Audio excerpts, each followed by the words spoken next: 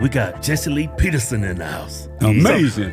Y'all like white people? I like the conservative white people. Oh, you do? Not the liberal. Yeah, the liberal white people is just as bad as the blacks.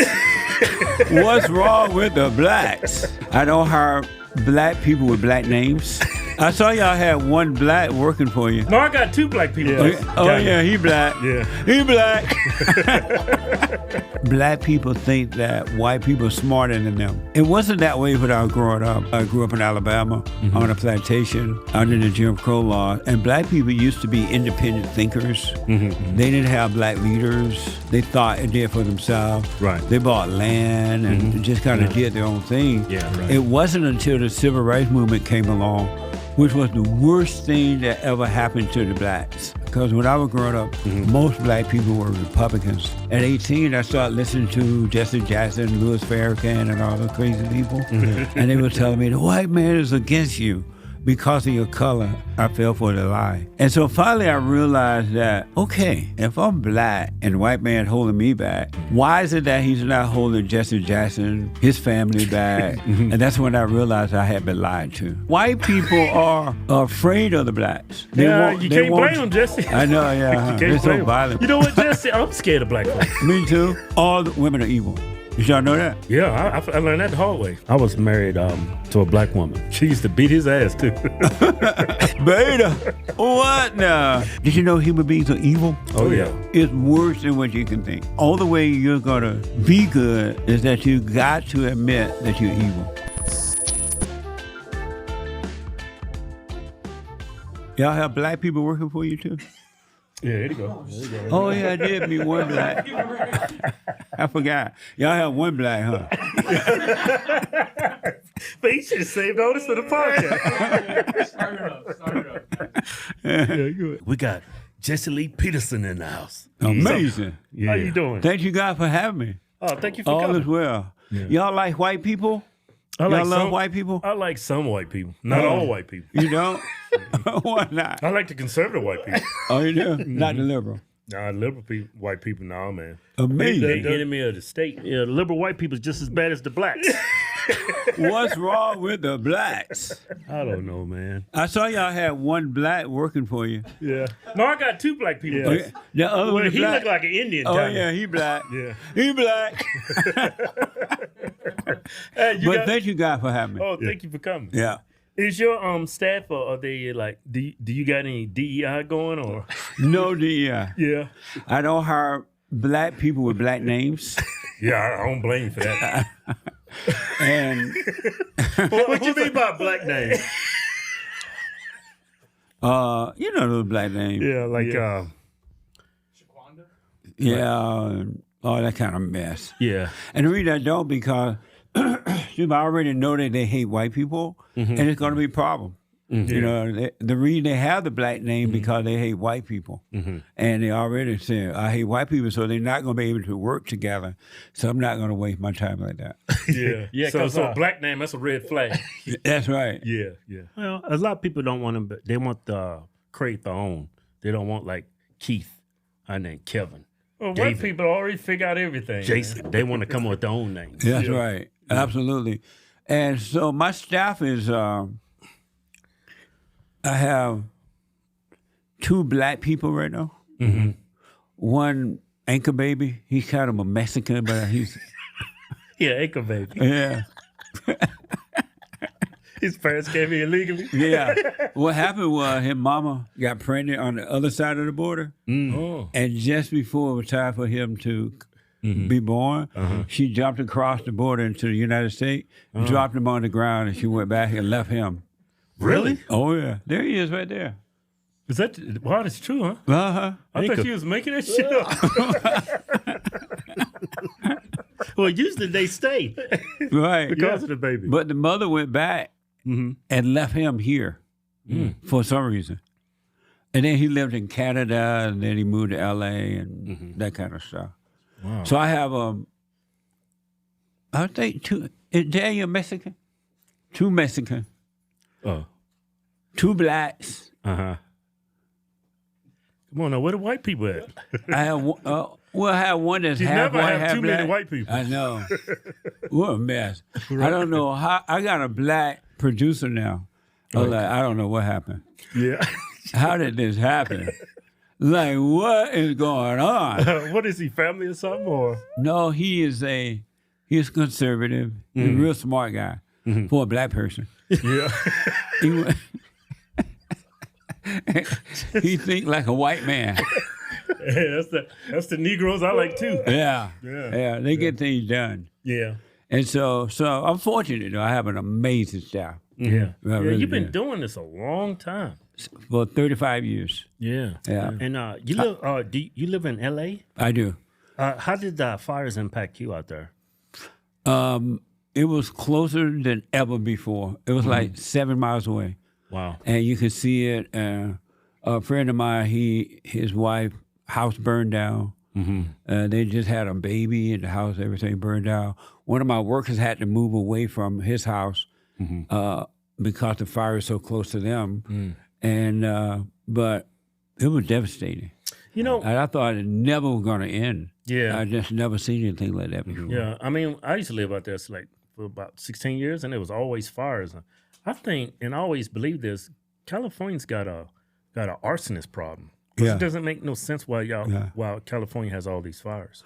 Another thing is that we have a Democratic government there, and they never burn, slow burn, or they never no more water. They don't really repair things, so it's not really set up to deal with fires and things in the right way. Yeah. So that's one of the problems too. Hey, they let go of that fire chief out there, didn't he? Yes, they did. Yeah, the mayor did. Yeah, they have a battle going on now because the fire chief, which is a female, Yeah. Beta, and she's saying that she told the mayor that something like she told the mayor they needed more money, More so resources. they said yeah. you're right, and Just she being refused to do it. So, so they have she fired her according to the report, and they're fighting over that right now, trying to get her job back. Yeah, because she shouldn't be the one and only scapegoat.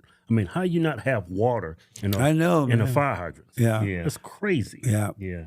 I blame Newsom for that too, Gavin, because he's been the governor. He should have made sure that happened as well. Yeah, it's not like these fires is like once in a lifetime kind of thing. It's every year. I know, And every not to have- year. Yeah, and not to have So it's water. not new. And we have a black female mayor.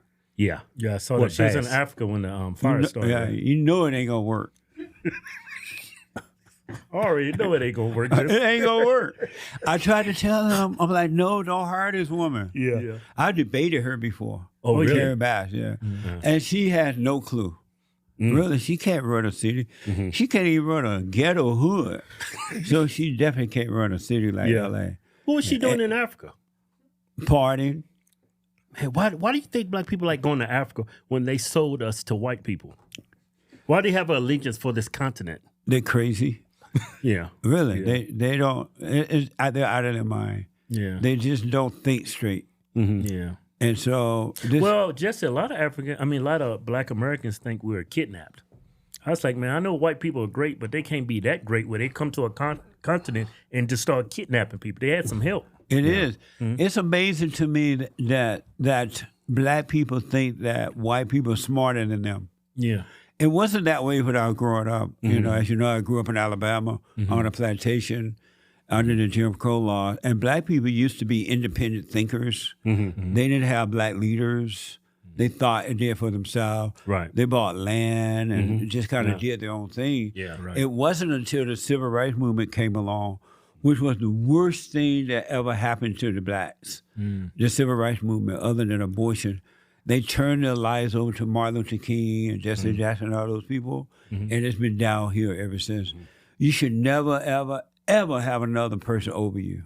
Right. As an adult, especially men, you're not supposed to have a leader. God is your only leader, right? But they put other people in charge of them, and they've been leading them down a path of destruction ever since. Yeah. And that's the primary problem. You got to be able to think for yourself. You got to. Yeah, because when I was raised, my mom was Democrat. It's like, that's the black thing to do. Right. You'd be Democrat. But then, like, when I got in my 30s and I just started, like, living my life and saying things for myself, I was like, wait a minute.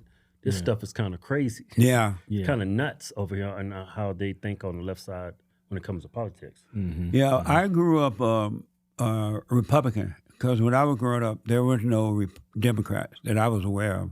most black people were Republicans. And so it wasn't until I moved to L.A. at 18 I started listening to Jesse Jackson, Louis Farrakhan, and all those crazy people. And they were telling me, the white man is against you because of your color. And being young, and I thought they were leaders, I fell for the lie. And then I finally realized I had been lied to. So I dropped the Democrat and went to the Republican Party. That's the major reason why you switched to Republican, because of the civil rights movement? Yeah. I realized they were lying to me, and that my issue was a spiritual issue, not physical. Yeah. But they made us think that, and I had hatred for white people too. Once I listened to them, I didn't grow up like that. Yeah, I did too. I did too, because my mom was showing us Roots and all the black shows. I would go to school the next day just looking at the white people. Right. Right? And it just, I don't know, it put a hatred in me. I think over time it developed, gave me anxiety. If I saw a white person looking at me, I was like, they're looking at me like that because I'm a Negro. Yeah. You know? Looking back on it, that white woman wanted to get with me. But my mama had fed me these lies that white people against you, white people against you. That is so true, man. Yeah. I used to think that anytime white people disagreed with me at work or something, I totally thought it was because I was black. Yeah. I just couldn't believe there's two people just disagreeing. Yeah, you see things that's not there. That is so true, man. And so finally I realized that, okay, if I'm black and the white man holding me back, why is it that he's not holding Jesse Jackson, his family back, Louis Farrakhan and all? They were living in amazing homes and they had jobs and the kids had fathers and mothers. And I'm like, why are they holding them back? And that's when I realized I had been lied to. Yeah, it's all a game. It's a scheme. It's a hustle. And that's right. So I read the Republican platform and I'm like, I'm out of here. No more Democrat. Yeah. And I just turned away from them. Yeah, and it's still true today. Look at all the celebrities and all the blacks just, made a name for themselves, whether it's in Hollywood or acting or in the music career. They always badmouth Republicans. They always badmouth white people. Yeah. Because Hollywood, that whole line of work is ran by liberals. Yeah. And Jews. So white people are afraid of the blacks. You can't blame them, Jesse. I know, yeah. They're so blame violent. But you know what, Jesse? I'm scared of black folks. Me too. You know? I want to go to the hood. Yeah, I don't. I went to the hood a couple times. I said, I ain't ever doing this again. Yeah. I have family members who live in the hood, and I just call now. I used to go and visit sometimes. Yeah. Especially before the crime got so bad. It was really bad down in L.A. And the homeless situation. So I don't really go to the hood anymore. I met my two black friends. I got to a point where I just started judging black people differently because I started to notice a trend. Yeah. Like I met Chris, he's a comedian. I say, this guy's a nice guy. I can tell he's... And Chris is black. Yeah, he black. Yeah, he black. Amazing. Both of their names is Chris. Oh, they are? Oh, okay. Yeah. Nice. Yeah. They ran out of names, huh?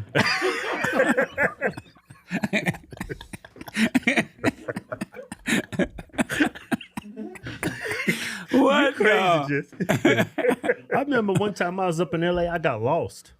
And I was in this ghetto area. I was like, oh my God, you look at these Negroes over here. Yeah, Watts is a scary place. Yeah, it is now. When I first moved to LA, it wasn't that bad. What happened? Democrats. Yeah, Democrats. Used to be a Republican state. The Mexicans moved in. And so there's a war going on between the blacks and the Mexicans over there. The Mexicans winning that. They're taking that land back. They are taking it. Yeah. And so it just got just a mess over there right now. Yeah. It's really bad. Yeah. When I first moved to LA, I worked in Watts for a while. Yeah. That's how nice it was. Compton area. Right. But it's just gotten worse over the years. Yeah, what happened? Because I was looking at some old pictures of Compton and Watts. You can actually see white people that used to live right. there. Yeah. But now it's all Section 8. It's like really ghetto. But the Mexicans are running the blacks out now. Yeah. Because they hate the blacks and the blacks hate them. So it's supposed to be all Black Lives Matter, right? Not over there. That's a joke. Not over there. You know what? You gotta have white parents. Yeah. No, I have. Well, my daddy was really light. My great grandfather was from Ireland. Yeah. White guy. So why do you guys have white people eyes? Because of him, probably. Oh yeah. You know what's crazy? That is crazy. My dad, he got his eyes from his granddad, and it came down through us. And he was white. Yeah. Yeah. My dad was black. Yeah, but he was really light though. Yeah. He looked like don't see it. He looked like Black Elvis. Like Elvis with a tan on. Yeah. Right on. Yeah. We actually came from one of the biggest plantations on the East Coast called the Hurston Plantation. Oh yeah? Mm-hmm. Nice. You wrote a book about it. Really? Amazing. So when your master said he said, do you say yes, sir, master? We said I'm glad I ain't grew up during that time. Yeah. when my master said he said, I said, yes, sir, master. We said. Hey, Jesse, explain to us what it was like growing up through the civil rights movement, Jim Crow and all that. How was it for blacks? Before the civil rights movement, it was amazing. Yeah. Yeah. You know, you hear these stories that blacks and whites did not get along. That's not true. Mm-hmm. I'm sure you can find bad people in all groups, but we treated each other the way we would like to be treated. Mm-hmm. When I saw white people, I treated them the same way they treated me, the same way they would do anyone. Mm-hmm. And it didn't change until, I do remember going to a movie theater once down in Eufaula, Alabama. Mm-hmm. And the blacks had to sit in the balcony. Mm-hmm.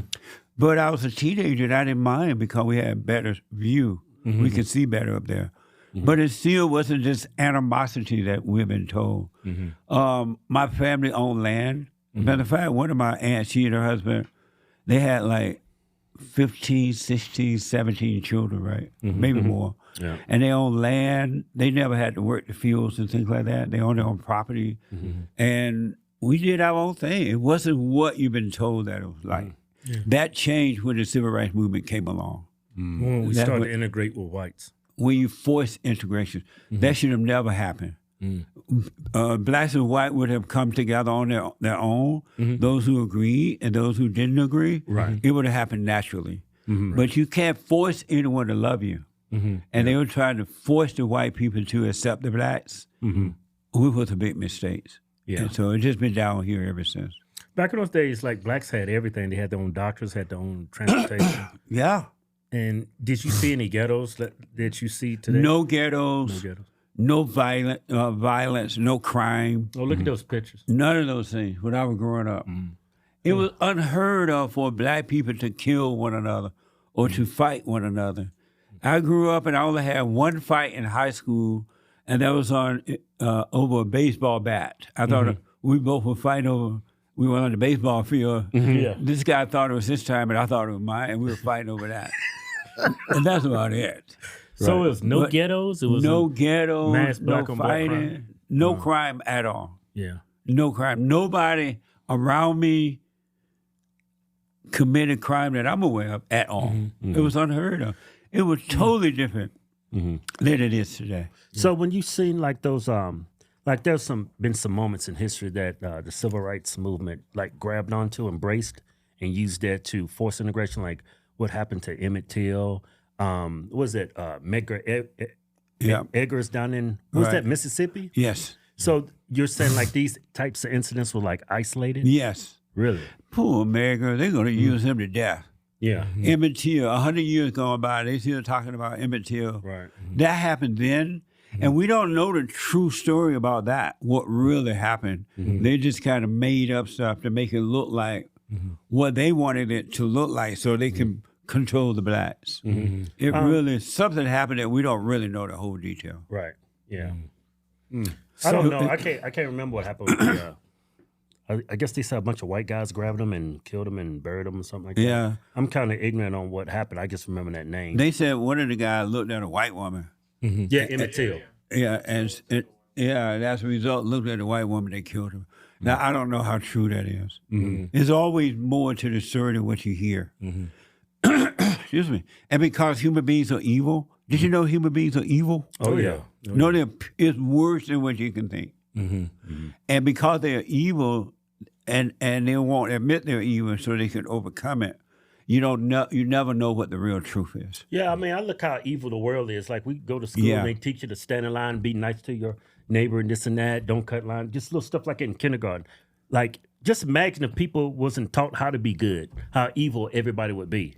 Yeah. You know what I mean? Because it's just an evil world we live in. Yeah, I think it's naturally, it's our natural inclination to be evil. You actually got to teach people to be good. But that doesn't work either. You really can't teach anyone to be good because think about it. Christianity is supposed to be a religion that teaches us to love one another and to be good and to have a moral life and live. Right. Nobody's living up to that. Right. Nobody. Right. And so even our parents who tried to teach us to be good, it didn't work. Yeah. No one has lived up to it. The only way you're going to be good is that you got to admit that you're evil. Yeah. And that's the hardest thing. Salvation of the heart. So God said that we got to admit that we're evil because anyone that has anger is playing God. They think they know right from wrong. They judge themselves and others. They cannot be trusted. God said never trust an angry person. An angry person is an evil person, and they're your enemy, and do not trust them. Yeah. So, but when you admit that you're evil, hey, I'm evil, I'm wrong, and then you forgive your parents because that's who did it, especially your mother. And Don't get me started on women. Then you go and forgive your mother because all human beings hate their mothers. There's not one that doesn't. I think I love my mom. I love my mama. Mama's crazy. Mama's crazy. She would have the Bible in one hand and cuss you out. That's right. Yeah. But when you forgive your mother, males and females, when you forgive your mother, hey, mother, I'm sorry for resenting you. I realize now you couldn't help yourself because you become just like your mother. Any man that has anger is a woman. Yeah. He reacts, he has emotion like a woman. He become like his mother because you become like what you hate. But when you go and forgive her for turning you away from your father, playing victim, impose a will, I'm sorry for resenting you. God will forgive you, and he will change your heart from anger to love. Then he changed that old nature from anger, from fear and doubt and loneliness and insecurity and worry and suicidal thought. He will take all those things and give you his nature. Then you'll be a perfect love, and you will have perfect peace, and you have a perfect life. Yeah. But you got to return to the Father. And the only way you're going to return, you got to admit to yourself. You don't have to say it out loud, but you got to admit you are evil, but you got to forgive your mother because the evil comes through the mother. Right. Look at our new giveaway. Ford Raptor. Look at that. Avalanche Gray. 37-inch tires. Over 500. I think it's 510 horsepower. I think it's 501. But I do know it's 500 at least. It's 510. And like I said, hey, so y'all know why we do this. We used to pay for advertising on Facebook, Instagram, put these contests out there. And they were censoring us the whole time. I think, man, why don't we incentivize our own fans? Yeah, you support us, we support you. You support us, we give you money. You support me, I give you trucks. It's a win-win for everybody. Need to start giving them some white women. What? Go to officialhodgetwins.com. Anything you buy from the site gets you automatically into the win. No purchase necessary. All where prohibited. See official rules for detail. Yeah. All women are evil. Very emotional. All women are evil. Did y'all know that? Yeah, I learned that the hard way. My ex-girlfriends and I think have done the most despicable things I can imagine. Yeah, absolutely. Women have told me they've been pregnant when they're not. Yeah. Women have told me, let me put this in perspective. Like, I was in a relationship with this woman. Didn't work out. Yeah. She went behind my back. I was already giving her child support. She went behind my back, went to the welfare office, said she hasn't been in contact with me. Yeah. We was living together.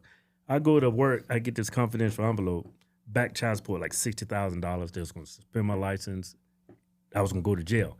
Thankfully, I kept all my receipts, all the child support. Yeah. So all that got thrown out. But a woman will destroy your life and will not lose one wink of sleep. Not at all. They'll take your children away from you. Yeah. They'll go to court. They'll cry. They'll make up things about you that's not even true. Yeah. And because, of course, on the side of the woman, they tend to give the children to the woman. Right. Whereas in the good old days, they would give the children to the father because they understood the nature of the woman, that it was evil. You do know that the God above is the man's God, and the God below is the woman's God, right? Satan? I didn't know that.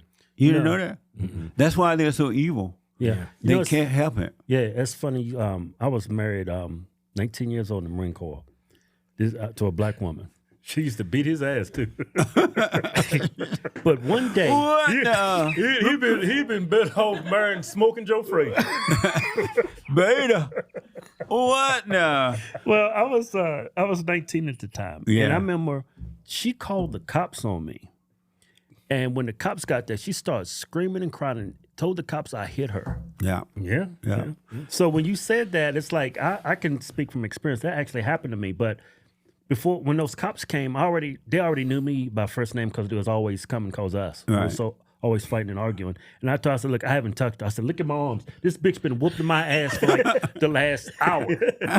I'm just keeping her off. They took her to jail. Yeah. Nice. Yeah. I've always said this. I know men over history has did some wicked things, but I think there's a special evil in a woman. Yeah. Well, it comes through her because that's her nature. Ever since the Adam and Eve story, when the woman listened to at one time, there was just God and his son, Jesus, right? Right, yeah. And they had a relationship. And they communicated without words. They just communicated without words. And then God decided, you know what? I'm tired of creating human beings with my hands. So, because as long as I create them from the dust of the earth, with my hand, they're not going to decide if they want to love me or not. It's by force and not by choice, right? And God wants us to love him by choice, not by force. So he decided to create the woman, and he created Eve. And when Eve first came along, she loved Adam, who loved the Father. And they were perfect peace. And then she went shopping one day. Bitch went shopping. She went to the store because Adam wanted some candy yams. It was Sunday. He wanted some candy yams. He wanted some candy yam, collard greens. Yeah. Cornbread. Yeah. And in those days, they didn't even have fork and spoon. They ate with their fingers. Right. You ever eat collard greens and cornbread with your fingers? No. Oh, my God. It's the best. Yeah, it's like Tastes better, huh? put okras in there, collard green, cornbread, some candy yam. I was thinking on TikTok, Jesse, a bunch of Africans eating with their hands. Yes. I was like, these people are savages. Well, they look like savages, but it made the food look so good. It was delicious. I used to eat that way in Alabama. We did. Yeah. With the ham. And but anyway, so she went to the store and got some soul food. And she saw Satan at the store. And Satan was like, Eve, how's Adam? He's fine. You still with him? Yes, I love my husband. He was like, no, you shouldn't be with that man. Be your own woman. And she was like, no, I love my husband. I'm going to pay up my husband. I love him. And she was like, no. So she kind of said no to him. When she went home, she told Adam that she had seen Satan at the store. And he was like, stay away from that. He's evil. Do not believe him. And she's like, okay. And Satan had tried to convince Adam to turn against his father, but he wouldn't. And so... Because men got sense. Yes. And so she went back to the store the next day, and they got some white people food. Salads. Apple. Yeah. Some toast. Right. White people food. So they had white people food. Yeah. And so she saw Satan again. He was like, you still with him? You could be your own woman. You can take your bra off. You could be independent. You can have abortions. You don't have to listen to that man. Feminism. And she did. She listened. In the very moment she listened to the devil, her whole nature changed. It changed from good to evil. Satan made a home of her. He became her God. And she would no longer listen to her husband. And so she went home, and Satan and Adam saw a change in her. She's like, what happened? She was like, well, I saw Satan out in the market, and he told me I could be my own God. I don't have to listen to you. He said, you listen to your father. Why should I listen to you? And she turned against Adam. She no longer would obey him. She hated the truth. She thought she was God. She thought she was equal to him. And Satan made a home in her. And so evil started to operate through the woman because God was no longer the woman's God.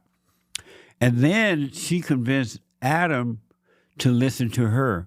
Why you listen to your father? You know how the mothers do today. Your father's no good. Be your own man. Don't let him control you. And she convinced Adam to listen to her. And the moment Adam listened to the woman became the man's God. And God and Adam could no longer obey his father. And so that's what you have going on today. Satan is the woman's God, and the woman is the man's God, and men don't know how to deal with that because their mothers are turning them away from their fathers. And the women are becoming the men's God because they hate women. They hate their mothers, so they hate all women. You become attracted to what you hate, right? And that's why you got to forgive your mother so God can take the woman's mindset and emotions away from you because it's abnormal for men to be angry. When men are angry, they act stupidly. They act just like a woman. They have no patience, no nothing, right? But once you forgive, God will forgive you and forgive your earthly fathers for not protecting you from the mother. He didn't know how to deal with her because he married the woman that he hates. You end up attracting to what you hate. Right. And the cycle repeats itself. And so when you forgive your mother and forgive your father for not protecting you from your mother, everything will change. God will take away that woman's nature, which is evil. It's not her nature, but is in her, and he will give you perfect peace. Yeah, I've been reading a lot of philosophy books. They call it stoicisms. And they teach you how to not let your emotions control you. Yeah. But you got to, because it's spiritual, you got to overcome emotion. Yeah. You can't have, you're not supposed, because it's spiritual, it's evil, and it made a home in your mind and emotions. And we're not supposed to have it at all. Right. And that's why when you forgive, I promise you, God will take them away from you, and you will have perfect peace, and you will deal with all people the same way. You will not hate anyone. No one can get you mad. No one can control you because you will have the nature of the father instead of the nature of the mother. And this is for every human being in the world. I counsel with men and women around the world, and Satan tell everybody the same thing. He made everybody overreact in the same way. But once you forgive, it will change. But you got to drop that anger. Anger is evil, and it separates you from God. Yeah, all emotion is evil. Yeah, it is. Yeah. I got a better control of it now. So why don't you forgive your mother? I forgive her for everything. But why don't you tell her that? She dead and gone. Oh, she did? Yeah. She did. How about your father? She died. My father died when I was 14. On my 14th birthday. And guess what? My mama died a day before my 14th birthday. Wow. It's wild, right? Well, just realize they could not help themselves. And forgive them by seeing that you can't help yourself, right? And once you understand that, and then you forgive them, God will forgive you, and everything will change. I'm telling you, you will literally have perfect peace. You start to live from within, instead of outward all the time. You will live from within. Yeah, you got to let go of the hatred for white people for what they did in the past, but they act like white people did it all by themselves. They was in cahoots with Africans. Absolutely. Yeah. As a matter of fact, in Africa, it was the blacks who sold the white people. I mean, it was the Asian, what's the Allah Abba people? Muslims. Oh, yeah, Muslim. What? Ali Akbar. It was they ain't never some Mexicans out there. They all look the same. They ain't but a bunch of Mexicans. They all look the same. Yeah. And it was the blacks who sold the blacks to the Allah Abba people. Right. And they the one took the blacks across the world and sold them to the rest. But they want to blame the white man for it. Right. Because the white man have money, and they can get the white man money, but they're not going to be able to get the Allah Abba people money. So that's why they blame the white man. Right. What a mess, huh? Yeah. I think it's just silly. Like, I never like embraced that idea that I'm African American. I always just thought I was Black American. Yeah. And what does it even mean to be two nationalities? Yes, all you're doing is taking two nationalities, two ethnicities. You were born in America, so you're just a Black American. There's nothing African about anybody that's Black that was born in this country. Yeah. As a matter of fact, if you're an American, you go over to Africa, they're not going to treat you like an African American. No, they're not. They're going to treat you like an American. Yeah. They don't treat you the way that these blacks try to pretend. They do not do that. Yeah, they look at us like we're ancestors of slaves. They don't. That's right. They don't. They're not going to treat you well in Africa. Right. Not at all. I see a lot of these Black people here in America. They dress African. Are they mocked when they go to Africa? When they dress like that? I'm sure they are. Yeah, I wouldn't doubt it. I would go to Africa, but right now it's too weird. Yeah. They're like killing white people, in South Africa especially. Yeah. They've taken over South Africa, and then the white people moved out to the farmland, and the blacks were going out there robbing and killing and raping them as well. Yeah. So what's wrong? Well, it's the mother spirit. Yeah. I started asking, what's wrong with the blacks? So I got to ask. Yeah. So when I'm looking at you guys, I feel like when I look this way, I'm still looking that way. Right. What? This is weird. Yeah. So do y'all feel each other pain? Nah. None of that shit going If on. one of you, meaning that if one of you are out there somewhere and you're in trouble. Sometimes I have a bad premonition, a bad vibe. I call them up and say, "You okay? You didn't get no accident?" It's, no, I'm ready to just look at the TV. Sometimes that comes, but it hasn't. Nothing's bad happened. Yeah, we don't have a bad feeling. We don't have telepathic powers. So do y'all like get angry at each other at times? Yeah, sometimes. Yeah, because we work like 5 days a week and like 12-hour days, so it gets stressful sometimes. Yeah. Because I'm sure you work long hours too. Oh yeah, I get up at 3 every morning, and I'm at the office around 4:45, and so I work all the time. Wow. That's why it's so hard to get me up here because I was just so busy. Right. And then the last time we were supposed to come, the fire thing happened. Yeah, the fires happened. So, right. But Hey, are you married at all? Or? No, I've been engaged twice. I did it the black way. Black way? What's the black way? I had a child, made a child out of wedlock. Oh, you're a baby daddy. That's right. But I have a son and 2 grandkids, adult grandkids now. And then my granddaughter got married, and she and her husband have 3 sons. And so I have a family. I just did it the black way. And I got engaged twice. But what, black women or? Yeah. I never thought I would marry a white woman. Yeah. I did grow up thinking I wanted to be with a white woman, though. We always said, I want to be one of them white women. Yeah. Because you never dated a white woman? I have. What happened was, when I was growing up, my uncles used to go up to New York and Florida for the summer, and they would come back and they would talk about the white woman. And the white woman. And I was young, they were talking about the white woman. Yeah. And the white woman, I don't know if I can say this on TV. Yeah, you can probably say it. Go ahead. But the white woman was different than the black woman in bed. In bed? In bed. Oh, what did they say? What was the differences? I can't. I can probably. No, go and say it. Go say it. I'll put it this way. Go and say it, just. They would say things that the white women would do in bed that black women would not do. I found that to be 100% correct. Yeah. And so black women, they would never do those things, right? Right. And so I was like, wow, I'm going to get me a white woman. I'm telling you, Jesse, these white women have sucked the soul out of you. Yeah, white women is totally different. Well, yeah, but black women are like that now, though. Yeah, but I think we just had bad experience with the black woman we chose.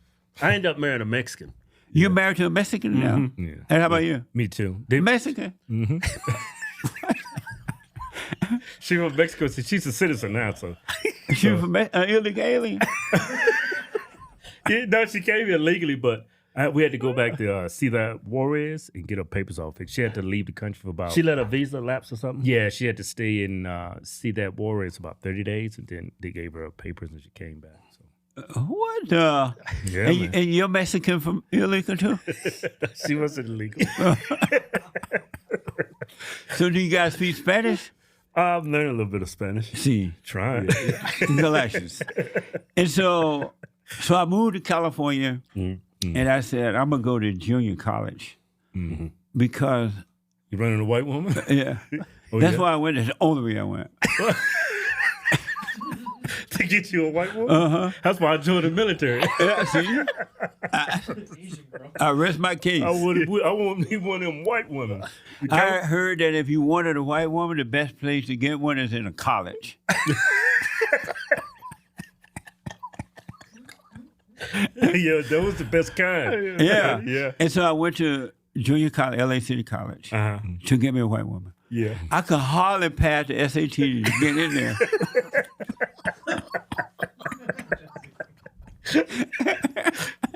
But you got to work for them white women. Right.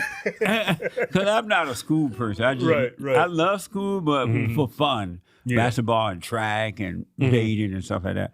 So I got into LA City and I met a white girl and it was true what they said.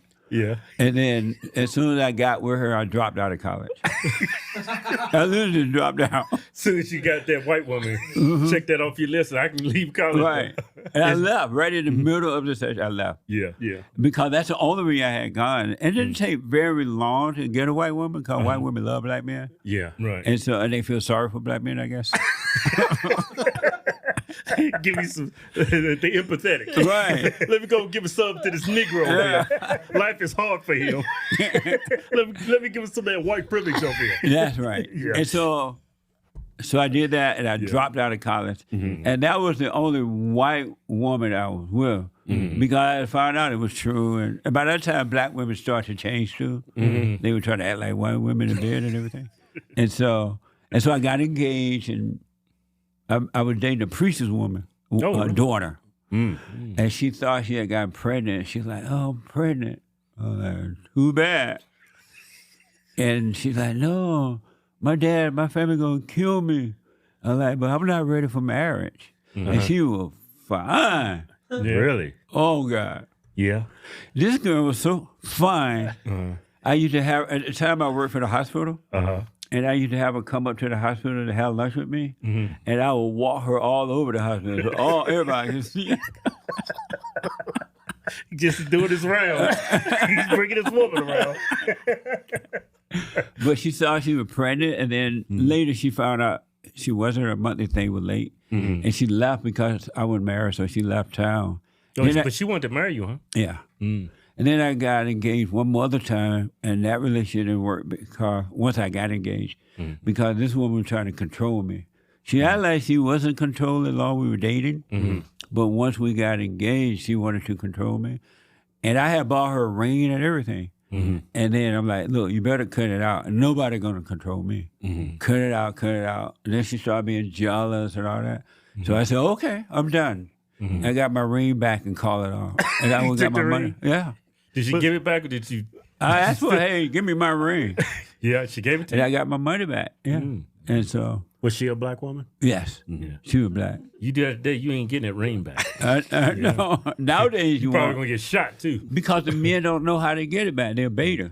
Yeah. They're afraid of the woman, so they can't take it back. Hey, have you noticed, like, in our communities, like, I know you said black women changed over time. They wanted to act like white women and stuff, but have you noticed a trend with black women? They're like very, very masculine. Yes. Well, they're aggressive. It's so unfortunate, too. Yeah. And that's because they have not been raised by fathers. See that? Yeah.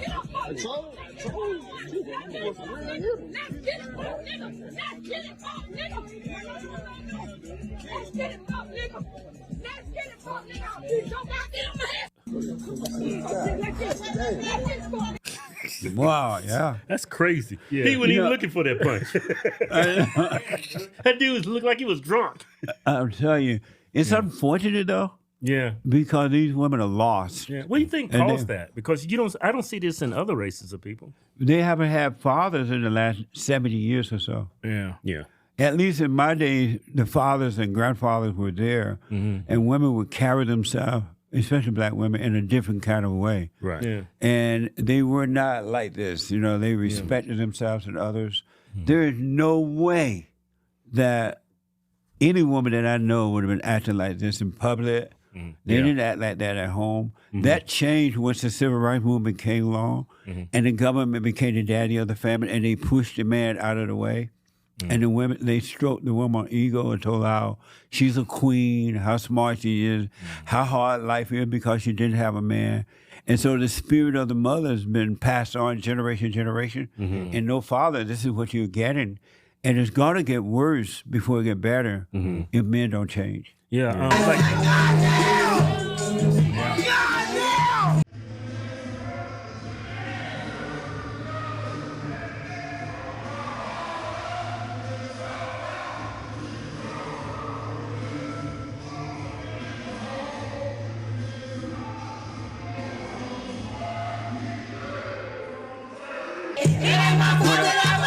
when I see it, it's kind of funny a little bit, but it's sad. Yeah. It really, because these women are lonely, they're lost, they're empty, they're yearning for a father. Yeah. And they look even to their boyfriends and husbands to be like a father to them, to guide them, but the men don't have it either because they have not had a father to guide them. Right. And so it's sad, really, to be honest. Yeah.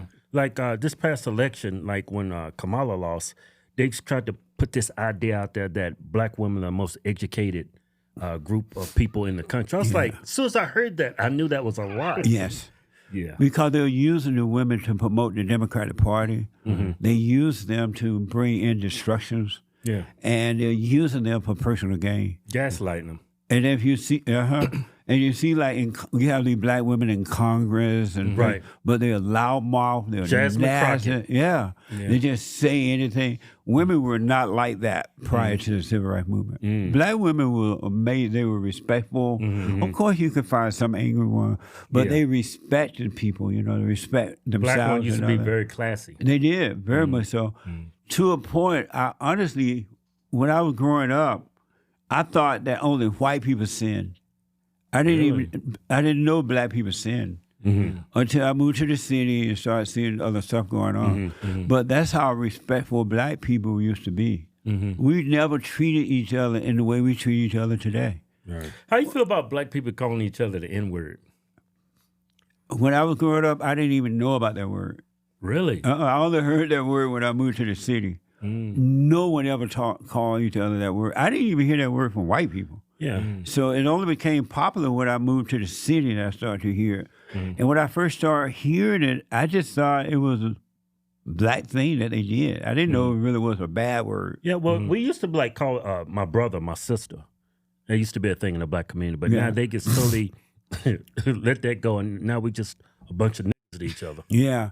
It's unfortunate because it's spiritual and it's evil. The next generation of blacks are going to be worse. They don't have a chance. And then at some point, we all as individuals need to work on ourselves so that we can overcome that fallen state and start so that God can pass love through us so that some generation at some point can start waking up and stop treating each other and others in this way. Because it's evil. It's not good. Our battle is a spiritual battle. And if we don't start being serious about it, and because these people are hurting, man. I counsel with some of these people, and they're miserable inside. You know, and they think if you get money or if you do this mess on camera, that's on YouTube now, they think that it's going to bring happiness, and it doesn't. It doesn't, It doesn't bring it. Yeah, a lot of blacks want, men. A lot of blacks want reparations. Yeah, they want DEI mess. And reparation and all that mess. Have you had a conversation with anybody like about reparations? Well, how much you want? Have anybody gave you a dollar figure yet? I had a couple of friends say about 3-4 million. I was like, well, reparations supposed to put you in the same position as everybody else, right? If you're going to pay it, yeah. And average person got about maybe $20,000 in their bank account, right? On average, Why are you getting $4 million? You want to be a king? I know. Yeah, they can never give you a dollar figure. Yeah.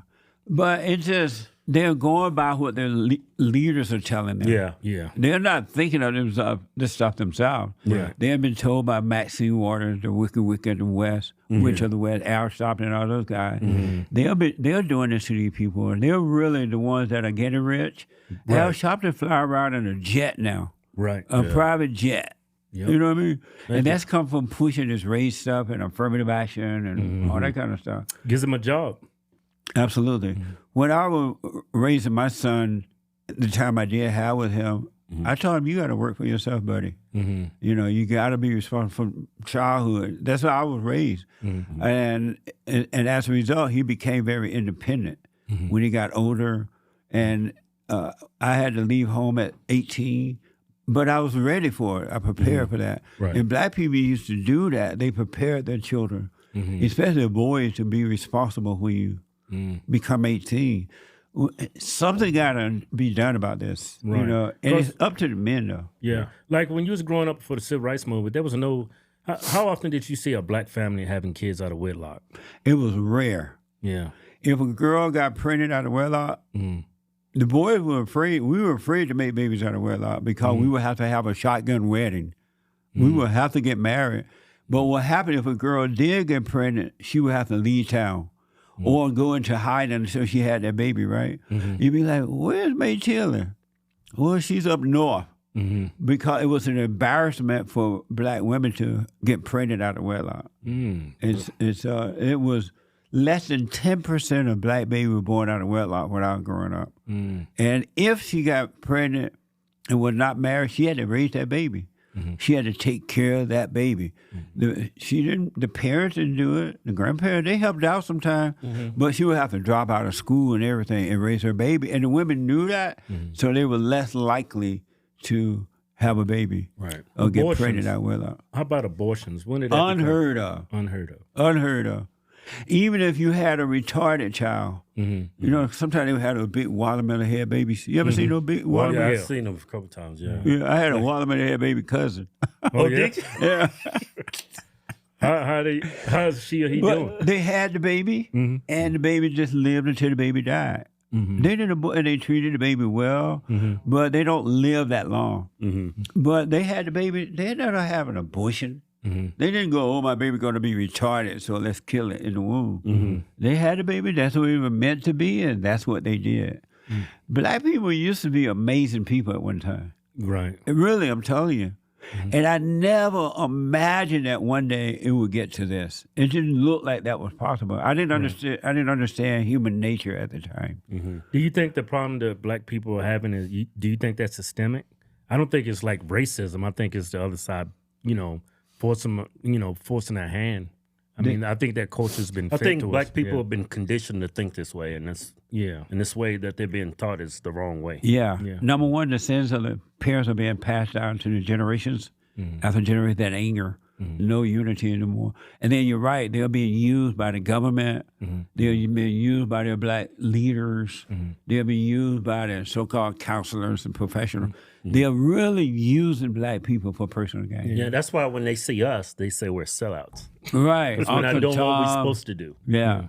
Hey, and all that. A lot of black people live in ghettos, poverty. You know, a lot of blacks think that the reason why there's neighborhoods is all ghettos because there was fed guns and drugs, and the white man dropped it off there, and that's why they live in ghettos. Yeah. I was like, well, even if that's true, it doesn't mean you have to take the guns and shoot your brother or your sister or take these drugs. That's you right. still have a decision over your own fate. Why does everything got to be the white man's fault? I interviewed so many blacks and they said that, right? Yeah. Oh, the white man brought the drug into the neighborhood.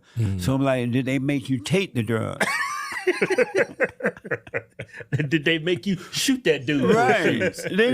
Let's say that they brought it. It's not true, but let's say that the white people brought the drug. Right. They didn't tie you down and make you take the drug. Right. You had to go buy the drugs. You had to go home and take the drug. And they don't seem to understand that, though. Yeah. They claim everything bad just happened to black folks. It's because of white folks. Because of the white man. Yeah. That's a sad way to live, right? Yeah. What a sad way to live. They're blaming everything on the country going while black people are chasing them, trying to get it and destroying it. Destroying what? Everything they touch. I'm black. I don't destroy everything I touch. You may be one black that don't be, but most blacks do. No, most blacks do what? Destroy. Prove that. Who killed other blacks the most? Blacks. And who kills other whites the most? Who turned nice neighborhood? No. Who turned nice neighborhood? I'm giving you the proof. But who kills other whites the nice most? Neighborhoods but that's intellectually dishonest. That's who intellectually turned dishonest. Nice neighborhoods into hoods? Bad people. Who? Now you're changing. No. Who turned nice neighborhoods into hoods? Hood people. Who are those hood people? Hoodlums. I'm giving you a hint. It's a skin color, but what's the hint there? Which people are those? Isn't that amazing? Yeah. I remember when I first moved to LA, I lived in South Central LA, and over there in Crenshaw and Slauson area, and it was beautiful. There were mostly white people on my street that I lived on. The whole area was nice. Crenshaw High School, Manuel, really nice. And then the white people started to move out because the black were moving in. And they said it's white flight. Right, that's what they call it. And it turned into a ghetto overnight.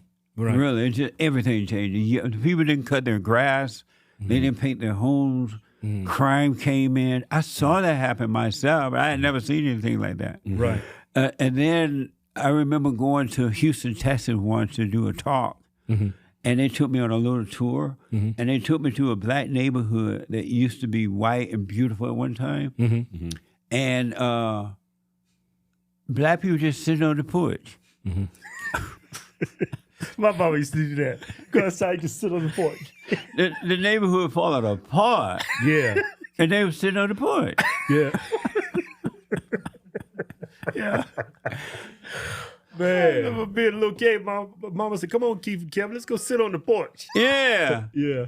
They're not painting the house. They're not cleaning the yard. The neighborhood fall. I'm like, why don't they get out there and do something? Another place with Gary, Indiana. I saw Gary, Indiana fall apart too. When I first moved there, it was beautiful. Number white people. It was safe. White people had white businesses everywhere. It was nice home. And a lot of the people from the South had moved to Gary. And because they were raised differently, they bought homes and they taught their children, right? My mother and my stepfather had 9 of us. So I had like 7 sisters and 5 brothers, something like that. Yeah. And my mother never had to work. My stepfather took care of her. She stayed home. She would go grocery shopping. She would keep the house going, and everything was fine. And then they elected the first black mayor in Gary, Indiana. And the very next day, really not a week later, they had the election on a Tuesday. Yeah. And I was going to Edison High School at the time. And the very next day, all hell broke loose. I'm like, what the? The black people were fighting on the school bus. Right. They were fighting in the hallways. They were attacking white people. They were fighting with them. And the place turned, and the white people left, right? The place turned into a ghetto overnight. Yeah. And I was a witness to that. Right. And I had a white friend because I was afraid of the blacks. I wasn't accustomed to violence. You scared of the blacks too? I was scared of the blacks. Because I didn't grow up around violent black people, so I didn't know yet. I didn't understand. I was like the white people. I was scared of them. So I had a white friend. And his family lived right across from Edison High School. They moved away in the middle of the night. I didn't even get a chance to tell my friend bye.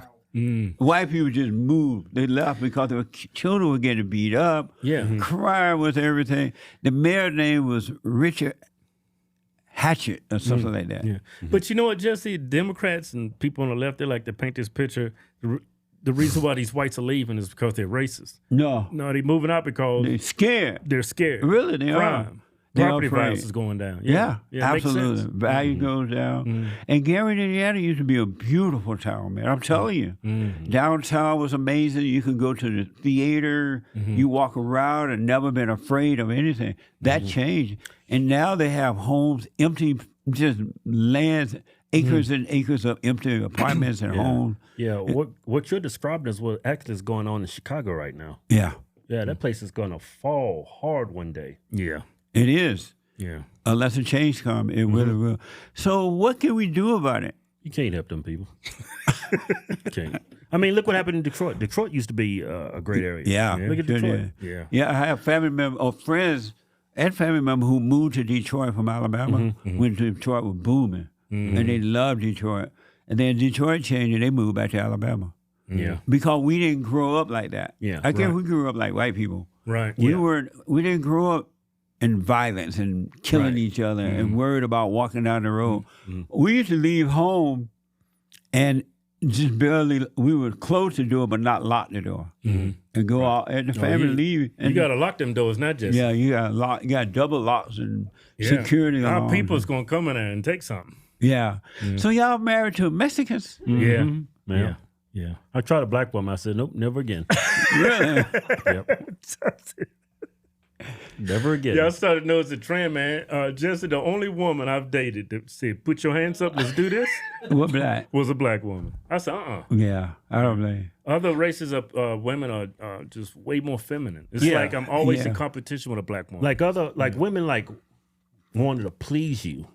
Yeah. They Right. want to make you happy. It's like nowadays, like a lot of black women, they're like, "What are you going to do for me?" It's all about them. But it was like that during the good old days. Black women wanted to please their man, their husband, their boyfriends, their everything. It changed, man. Yeah, And I was a witness to the change. Yeah, I think I don't know, like the black family structure's been destroyed, and once you destroy that, Yeah. I don't think you could bring it back. I mean, there's gonna be some black families out there that that do the right thing and their kids are gonna be successful, but they're gonna be in a minority. I don't think the problem that's hurting the black community. I don't think you can fix that.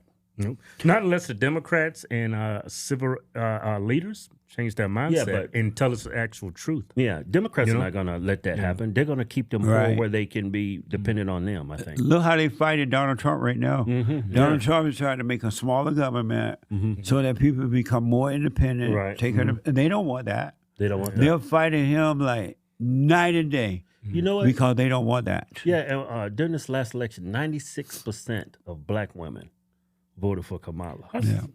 That just shows you just how lost Yeah. the black woman, the black Yeah. community, because the black woman runs the black community now. Yeah. for the most And part. women run the Democratic Party. Look how wicked they've become. Yeah, I know.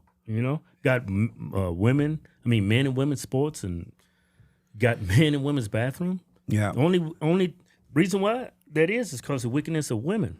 yeah. It is very evil people. Yeah, and they help come through the woman. That's why my country is never going to get better because they're putting women in leadership all over the place, everywhere. Yeah. Rarely do you see a man leading now. Yeah. It's mostly women, doctors, commercials, government, everything.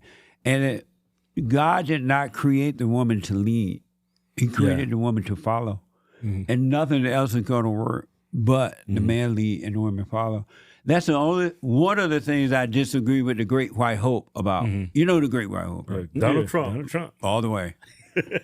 I disagree that he's putting women in leadership position. Yeah. That a woman almost got him killed in the Secret Service. Yeah. He's very lucky to be alive right now. Well, I don't think he should do that.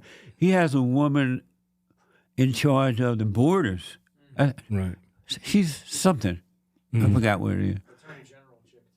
Attorney General? Yeah, And- Bundy. Yeah, Right. And then she got all these men around her. I'm like, that doesn't look right. Do you think I think woman he's could doing that because that's how a Republican's going to win elections going forward. I thought that too. I Yeah. said, I bet you it's because of election day. Yeah, because because it looks like we're misogynistic. No woman's going to vote for a Republican, even if the Republican is right. Yeah. So they have to what's the word? You have to Play compromise. Yeah. Do you think a conservative woman could be a good leader if No. she's a conservative Christian woman? No. No. Not built for it. No, it's not in her. Yeah. Really. And she would try, but she's going to be stressed out. Yeah. You say the wrong thing to her at the wrong time, It goes against it's the going to be nature. hell. Yeah. Yeah. You're trying to make her be something that's not in her nature. Right. No matter whether she's conservative or Democrat or independent, whatever they want to call them. Call themselves. Can you imagine yourself being married to a woman and call herself a CEO? I don't know, but She gonna be wearing pants now, but she gonna make sure you know Yeah. she's CEO. Yeah, CEO. it scares me every time when I get pulled over by a cop. I just Yeah. hope it's a white man. Yeah.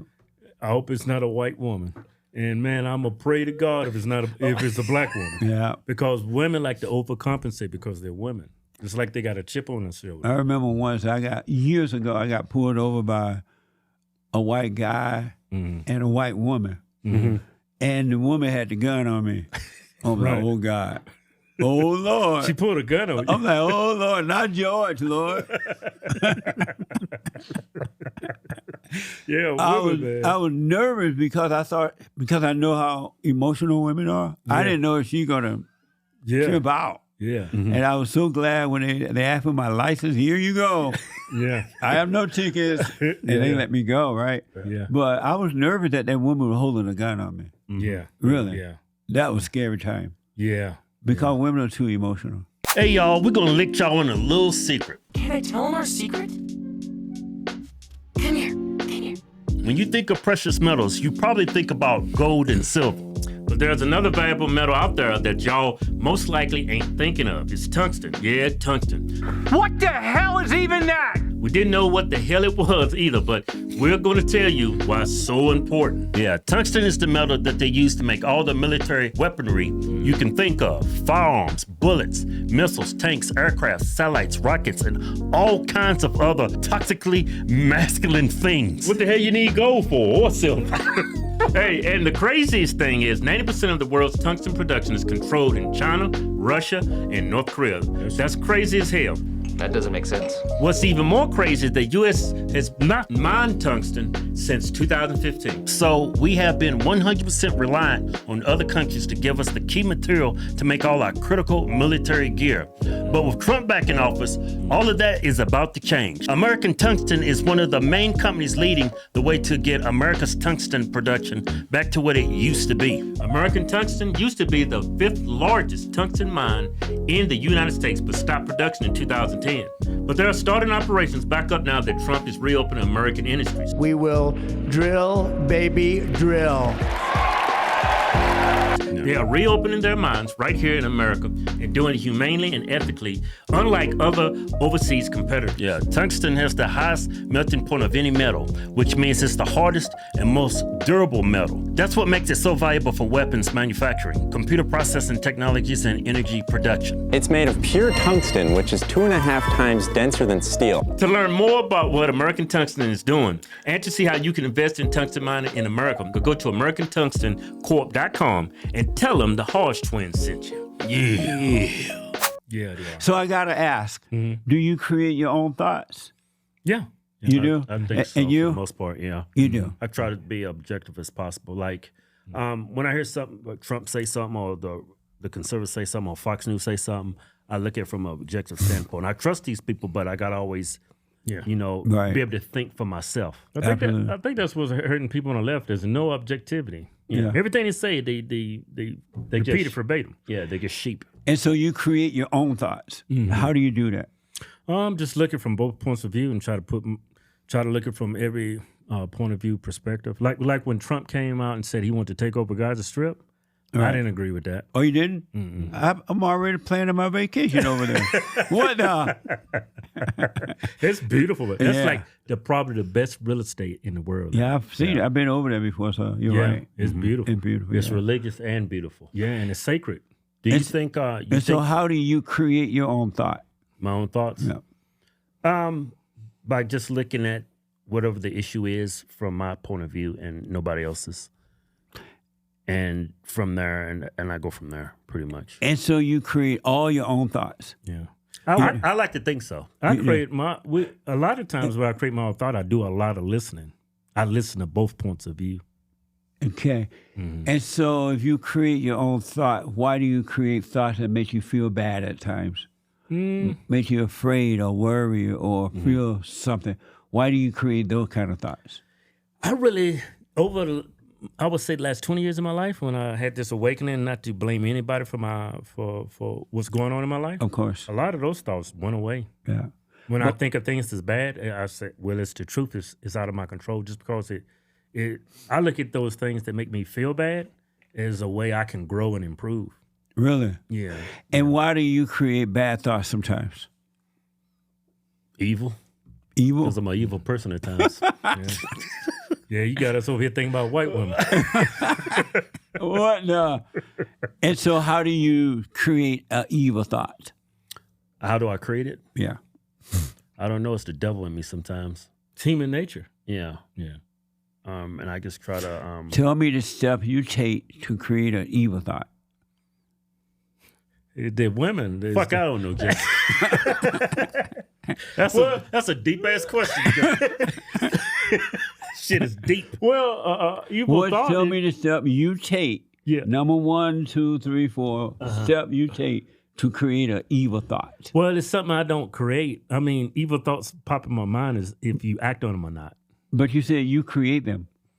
Yeah, we all create them. Like jealousy, that's like an evil emotion. How do you create a jealous thought? Tell me the step you take. Envying something what they have. Yeah, it's just envying somebody else has, and you feel like you deserve it more than them. But how do you gotta have a thought to have a jealous feeling. Yeah. Tell me the step you take to create a jealous thought. Explain this shit to me, Jesse.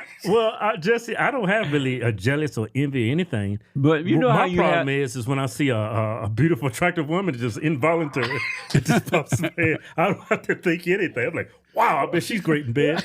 It's those thoughts, evil thoughts, wicked thoughts. Do you create good thoughts? Mm-hmm. I think so. Tell me the step you take to create a good thought.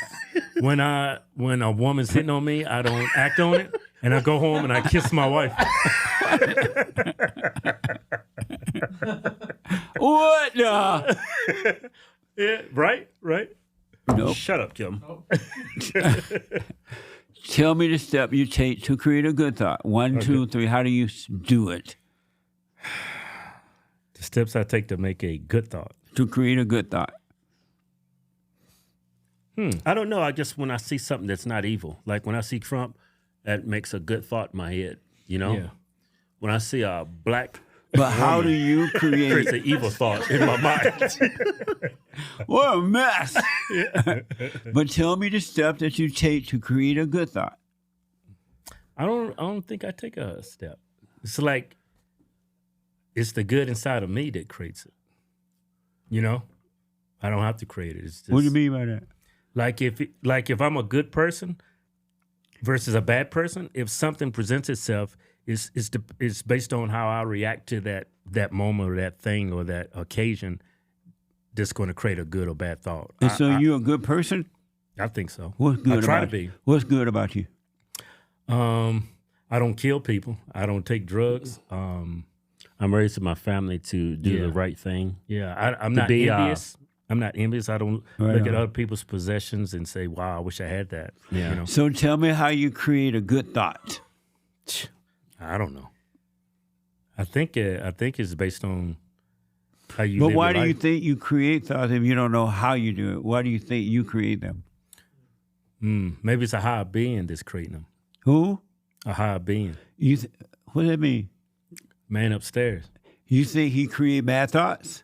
I think he gave me ability to decide what's right and wrong and what's good and what's bad. You think he created bad thoughts? No, I created those. How do you do it then? Because it's a sin. Tell me how you do it. Because everybody thinks the grass is green on the other side. No, but how do you create a thought? You're not Fuck, telling I me. don't know, Jesse. Boy, won't you just tell us? I'm going to let Jesse fill us in because I'm lost. Tell us how we create. But so you guys are not able to tell me how you said you create your own thought. You create the good ones and the bad ones, right? Yeah, I think so, yeah. But you're not telling me how. Just I don't think you can put it in the words. I think it's instincts. It's natural. What the? Yeah. Do you have anger? I get frustrated at times. I don't have a lot of anger. Do you have anger? No. I get frustrated, but I don't really express anger or Frustrated violence. is anger. Yeah, it's a form of being angry. Yeah. So you do have anger. A little bit. A little bit. A little bit. You have anger. Right. Right? And where does the anger come from? Mama. It started there, that's for sure. Right, mama. But where does it come from? Bad past experiences. And you say? The devil. Why don't you drop your anger, have no anger at all? I think for the most part I have. No, why don't you just drop it, period, and never feel anger again, no matter what happens? Right. No, that was a question. Yeah. Why don't you drop it? Because I'm used to having them. Having her. The anger. Ain't no dude. That's right. That's for sure. I don't know. I guess it's easier said than done. But yeah, I think for the most part I would drop a lot of bad experience and I just try to go forward without. Why not drop all the anger and never and get to the point that nothing or no one or no situations can ever make you angry? Well, it's gonna be. Why not drop it? Yeah, hey kid, why don't we do that, man? It's impossible to drop the hatred I have for these dumb Negroes. Voting. That would take an act of God. You can drop it. Yeah, drop it. Right, you can drop it. But you could get a helpful reminder every day. Like if you forgive them, it brings more inner peace in you. Yeah. Yeah. May I say, you've never created a thought in your whole life. No. You've never had an original thought in your entire life. Everything's a remix. And you have never created a thought. Mm-hmm. You agree with that? I think you're right. And why? Because humans been here for I don't know how long, and everything that I went through, they went through it many times over. Yeah, Right. a lot of Different gripes, generations, through generation after generation. Yeah, a lot of gripes that you may have, you probably got those same gripes because you heard somebody else gripe about it. You know, a lot of past experiences from other people becomes yours based on your culture, your religion, All or your thoughts race. are all lies all the time about anything. No such thing as a true thought. So if I say men have dicks, that's not true. What the? That's not a thought. That's not a thought. You already know that. That's a fact. Yeah. Yeah. You have never created a thought.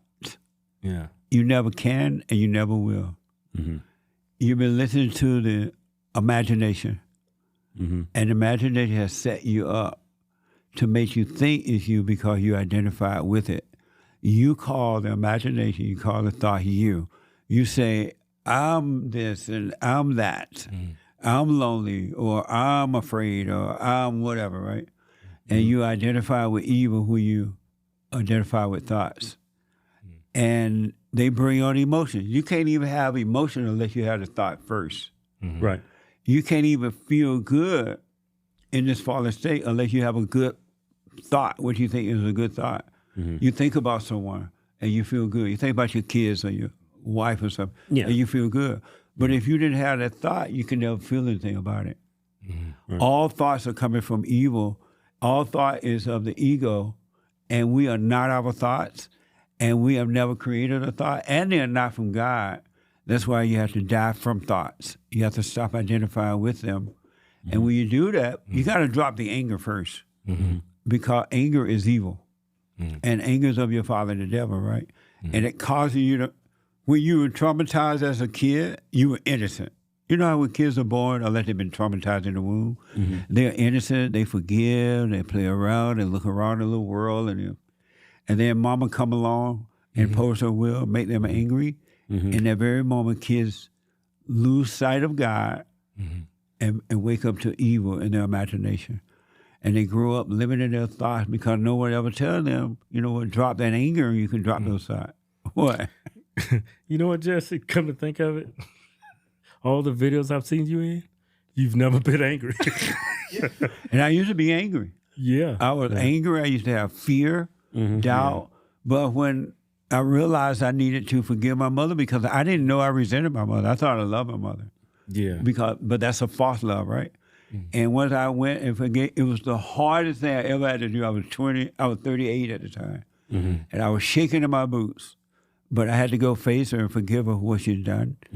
And she apologized. She's like, I'm sorry. I didn't know I had done it to you. And she told me about her mother. Her mother did the same to her. Yeah. And when I forgave her, God forgave me. He took away fear. He took away anger. And he gave me perfect peace. When you forgive, and then he started to allow me to see I was living in my head. He said to bring every thought into captivity. Your thoughts are not your own. Your thoughts are not his thoughts. And I promise you, once you forgive and become aware of those thoughts, because this is you, when you're traumatized, you escaped into your imagination. Yeah. And you started thinking of good and bad in your thoughts. You start judging yourself and other people in darkness, and you call it you. But once you forgive, God's going to bring you out of here, and he's going to take away loneliness, depression, needy, looking for love, suicidal thought, jealousy, envy, strife, and all that. He'll take away and make you free. You have never created your own thought. Disagree with me. I agree with you. Do you agree? Yeah, How about you? That makes sense? Yeah, it makes a lot of sense. Really? For somebody who barely passed the SAT, you make a lot of sense. I know. Yeah. Hey, I'll be looking at That's why I call myself black and slow. Black and slow. Black and slow. I love it. Yeah. Yeah. But if you drop the anger, you will drop the thoughts, and I promise you, you'll have perfect peace right here on earth. Yeah. What you said, like I see you interviewing these black people. When you're trying to relay your message to them, they get upset. You could see it. Yeah. And you're right there, still smiling.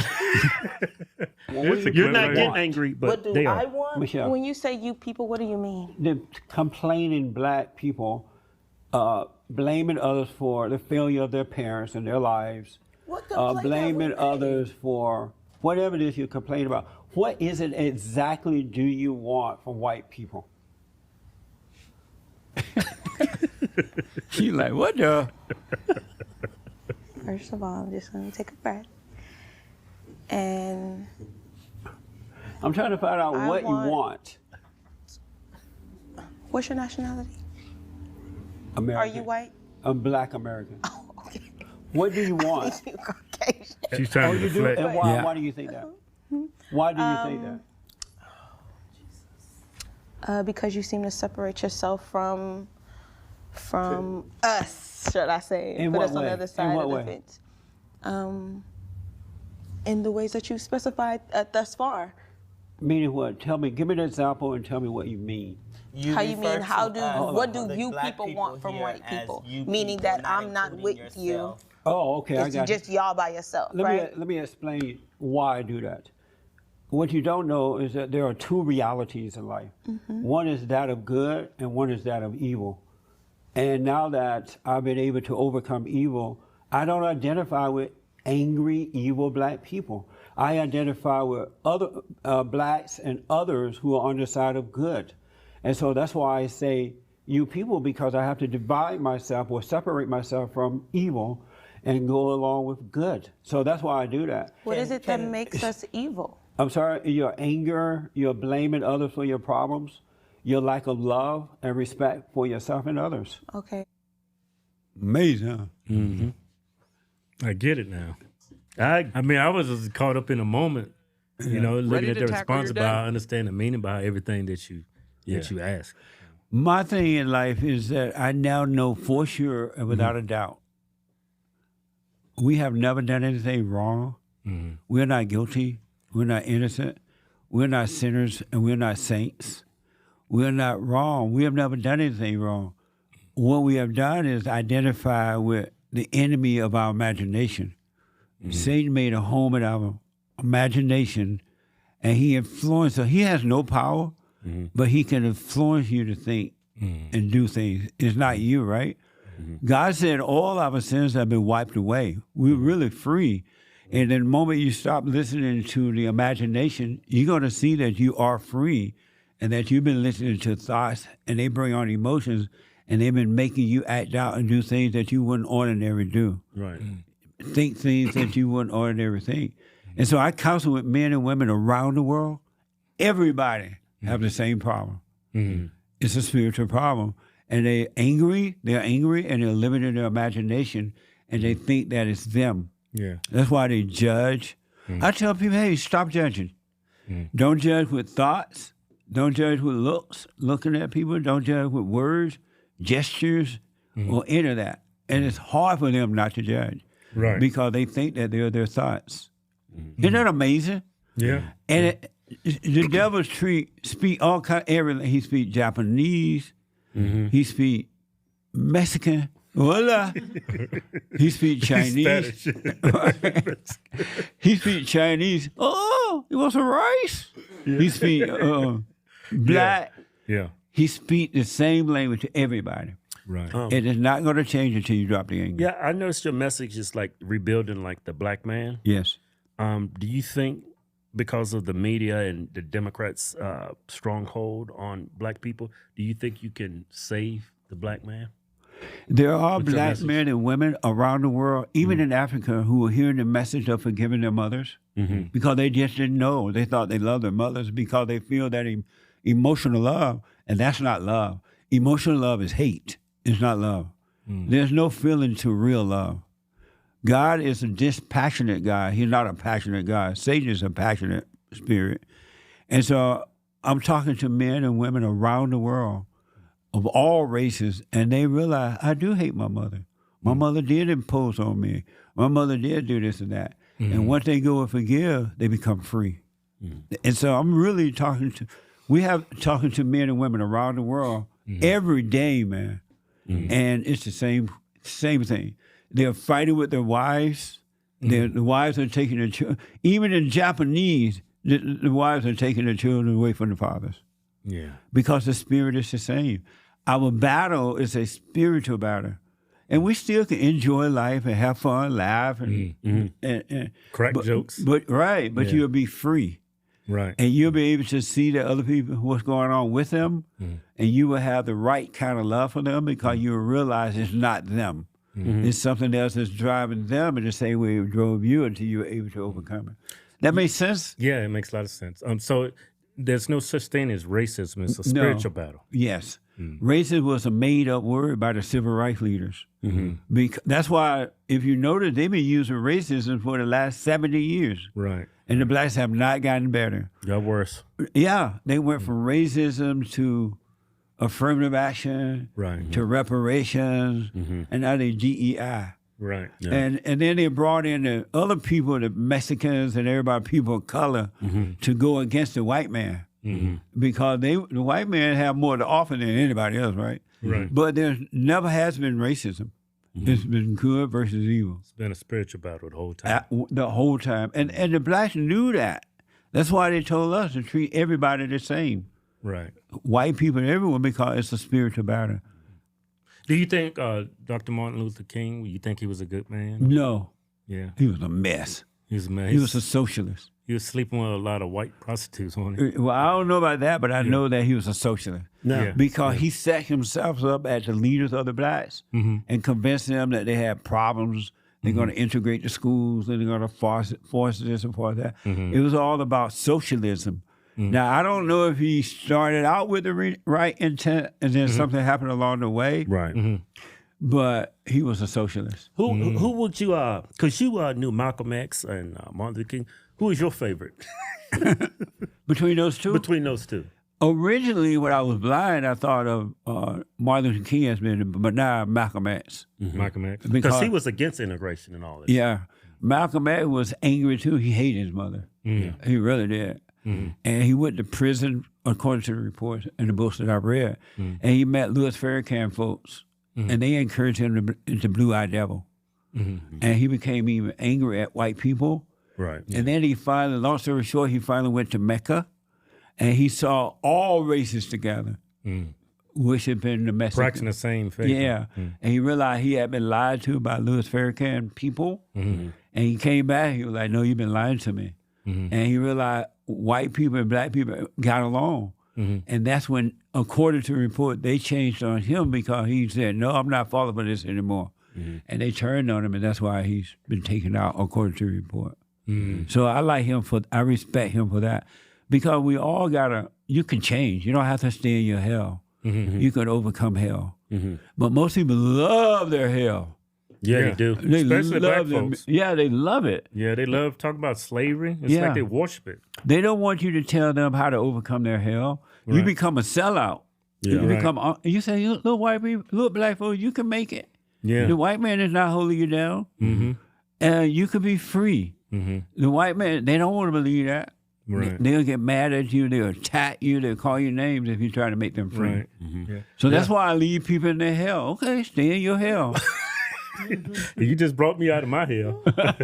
Stay in your hell. Yeah. Most people love that misery. Right. Only a few would get on that straight and narrow and overcome. Only a few. I hold these women's forum every third Thursday night of the month, and the men's forum on first Thursday night of the month, and Sunday morning for everybody. You should see the black women in these meetings. They didn't know they resented their mothers. Yeah. They didn't realize that their mothers had turned them against the father. That's why they hate black men. Yeah. They treat black men in a way. Yeah. But once they go and forgive their mothers because they realize that the mothers turned them away from their fathers, everything changed. Everything changes because they see now, and they start to respect black men and all men in the right way. But they didn't know because they saw how the mother did their fathers. Yeah. And they blamed the fathers. How did you come up with this? Were you taught this or did you? No, I I told you that I resented my mother growing up. My mother hated my father because what happened was my father and mother were dating as teenagers, and he got her pregnant. And when they had sex, they were standing up. Having sex. You ever had sex standing up? Oh, my God. Yeah, you got to have the right size woman. I'm kind of tall. Or you need a stool. Or your legs going to be burning. And so they were standing up. Your parents? They were standing up. What, from the back or what? What do you think? From the front? Black people didn't do it that way, I'm telling you. They didn't do it like dogs? No. That used to be just a white people thing. Really? Yeah. White people got all the great ideas. Yeah, they know how to invent. What would we be without the white man? Yeah, black man just lay on the floor missionary. Huh? White man came in and said, man, that's the old school, man. Put that bitch on her knee. What? Nah. And so they had sex standing up. Okay, you're perfect. Okay. My father told me this story. That's how I found out about it. And so my mother got pregnant while standing, having sex. And when she told my father about it, he was like 18 or so, I think. And he was like, no, that's not my baby. I can't make no babies. You can't make a baby standing up. We all grew up thinking that you could not make children standing. Right. You just that slow Negro mind. Right. That's that black mind. Y'all thought gravity wasn't going to allow her to get pregnant. Huh? Right. Yeah. You had to be laying down. And so he was like, no, that's not mine. And my mother got mad at him, and from that point, she didn't want me to have anything to do with him. And because he lied. Because he denied it and blah, blah, blah, right? So she got married to my stepfather before I was born because it was an embarrassment for black women to be pregnant and having children out of wedlock. Right. So she made sure I had a father, right, in the house. And so she didn't want anything to do with him, and so she tried to keep me away from him. But as a kid, I had this longing for my father. Yeah, of course. Yeah. Really, something was missing in my life, and I knew it was my father that I was yearning for. And I would ask my mother, forget about him. He doesn't care. But I wanted him, and I didn't care about what had happened with them. I wanted my father. And my mother was nice. She provided. She did everything she's supposed to do. But I was yearning for my father. And so I grew up insecure, with doubt and fear.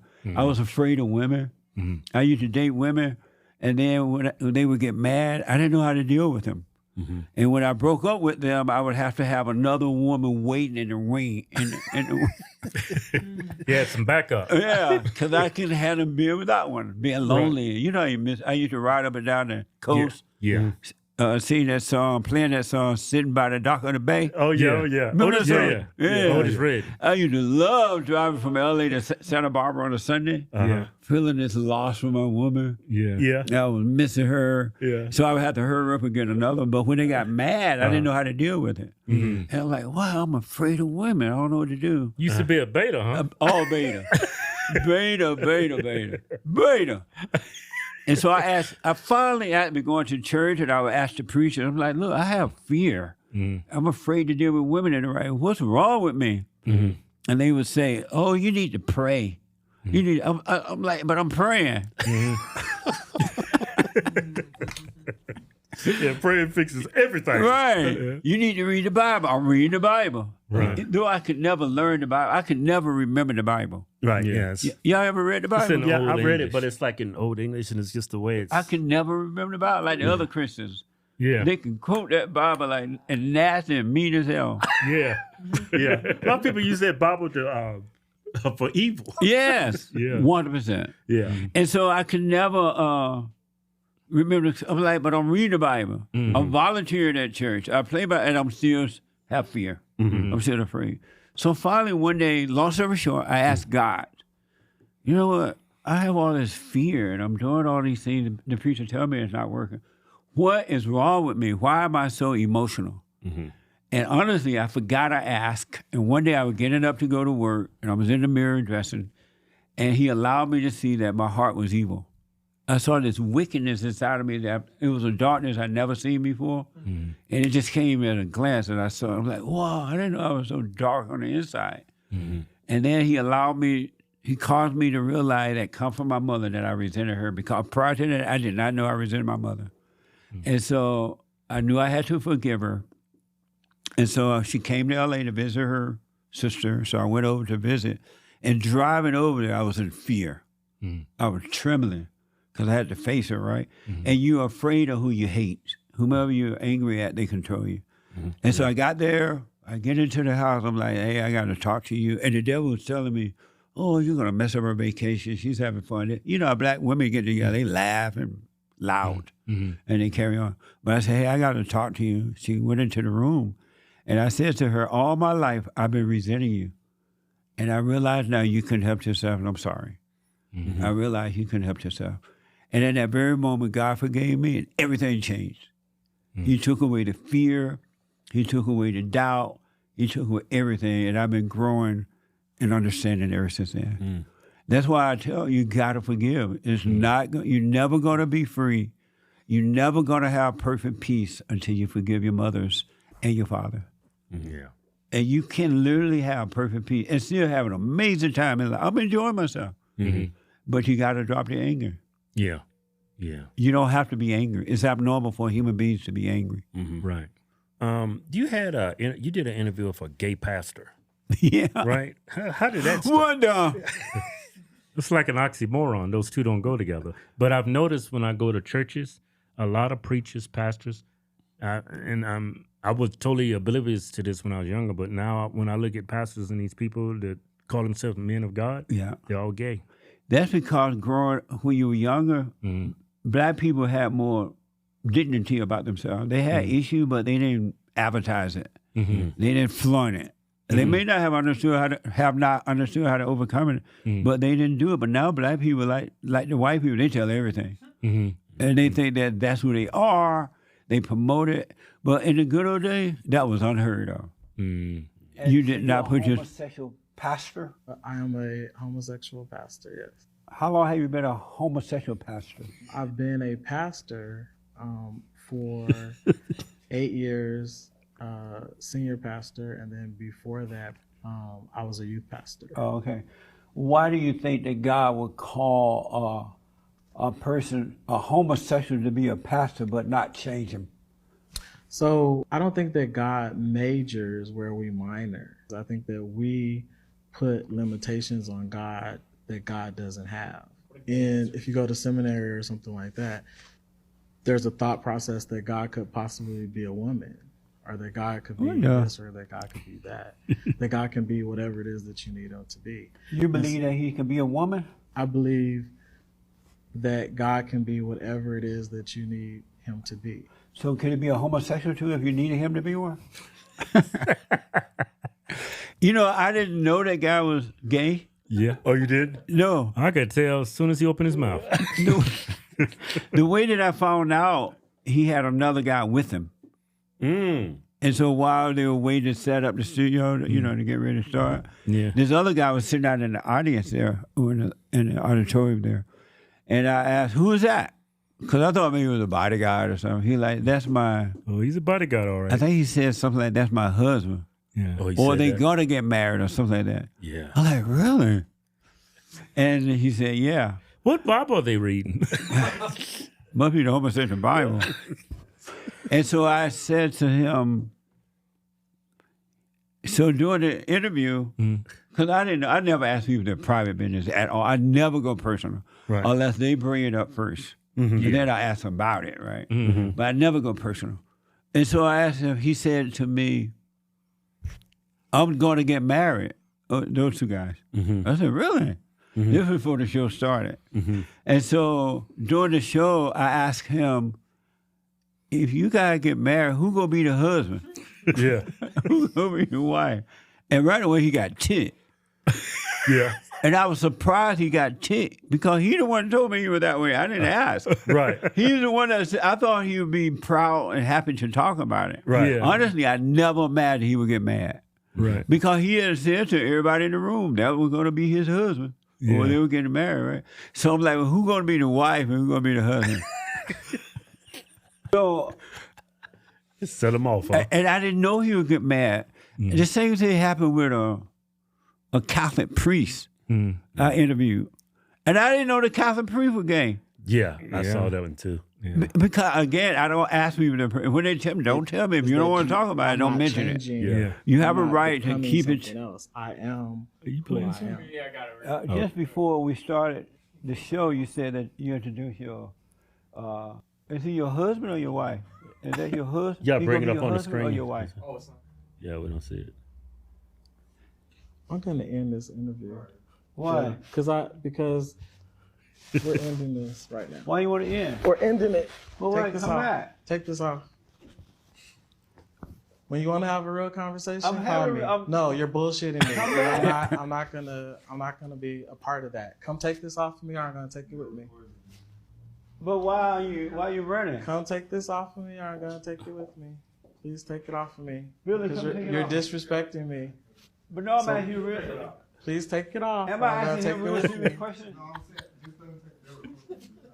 That's the husband talking. Yeah. Or the That's boyfriend. He's got to be the wife. No, that's not what And so the only way I knew about that, he told me. And so you know how the gay people love to proudly talk about that stuff, right? Right. So I thought he was going to be proud to talk about it too. And he'll be saying, "Oh, we're getting married. I'm doing this." But he got mad, and I was surprised. And I was surprised when he left. Really, I I was surprised. still And don't then- understand what Bible he read. Then we had a gay preacher come. Priest, you saw that, right? Yeah. I didn't know the priest was gay. You know how I notice when men are gay? How? Look him in the eyes. Yeah, now you can tell. Their eyes are glowing. Yeah, you can tell. Yeah. And so I didn't know until the gay priest said on the show, "I'm gay." I'm like, what? Why are you telling me this? Yeah. Because what does it have to do with anything, right? Right. Yeah. But I know now they're proud of that because they think that that's who they are. They'll believe that the trauma of the spirit of the mother are them. They really hate their mothers, and because they really hate her, they have her total identity. So they really do feel like a woman. When they say they feel like a woman, they do. Yeah. Because they have the spirit of their mother, and then the world tell them that's you. That's who you are. They don't tell you to forgive. That's not you. God would take it away from you. They tell them that's who they are, and then they organize and start an organization, and they suffer. Yeah, for eternity. Yeah, they're lonely, they're lost, they're empty, they're alcoholics and drug addicts because they're still lost. Yeah. How you feel about like gay couples adopting kids? No. Yeah, I'm totally against that. Yeah, I'm not for that at all. That should not happen. Right. Yeah. It should not happen at all. But that's the world we live. This world is hell on earth. Because of women. Majority No, you're of right. things I is know you're wrong is women. Yeah, it is. They bring hell into the earth. The gates of hell comes through the woman. So you know how they And I want to say though, it's not her. Yeah. It's that spirit in her. Right. Yeah. That's why they can overcome it too. Yeah. That's why our forefathers didn't want women voting. Right. Yeah.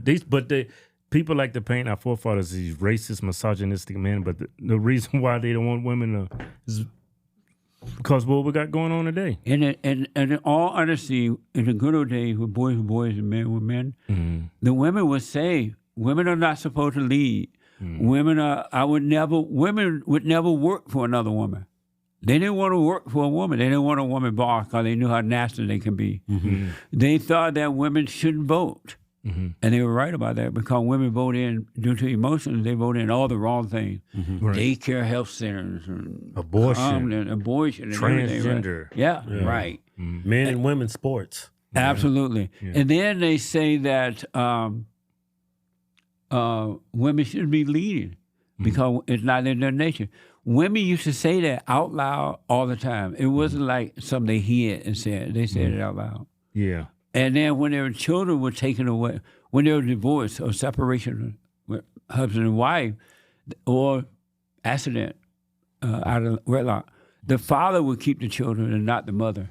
It used to be perfect like that, but it's all changed since the women movement. Where all this child support came from? Because I went through that. Women voting. Yeah, because child support is not child support. No. That money goes all to the woman. And everybody knows that too. Yeah. They know that the woman used the money for herself, not for the kids. Right. But because women control everything now, the courts are on the woman's side.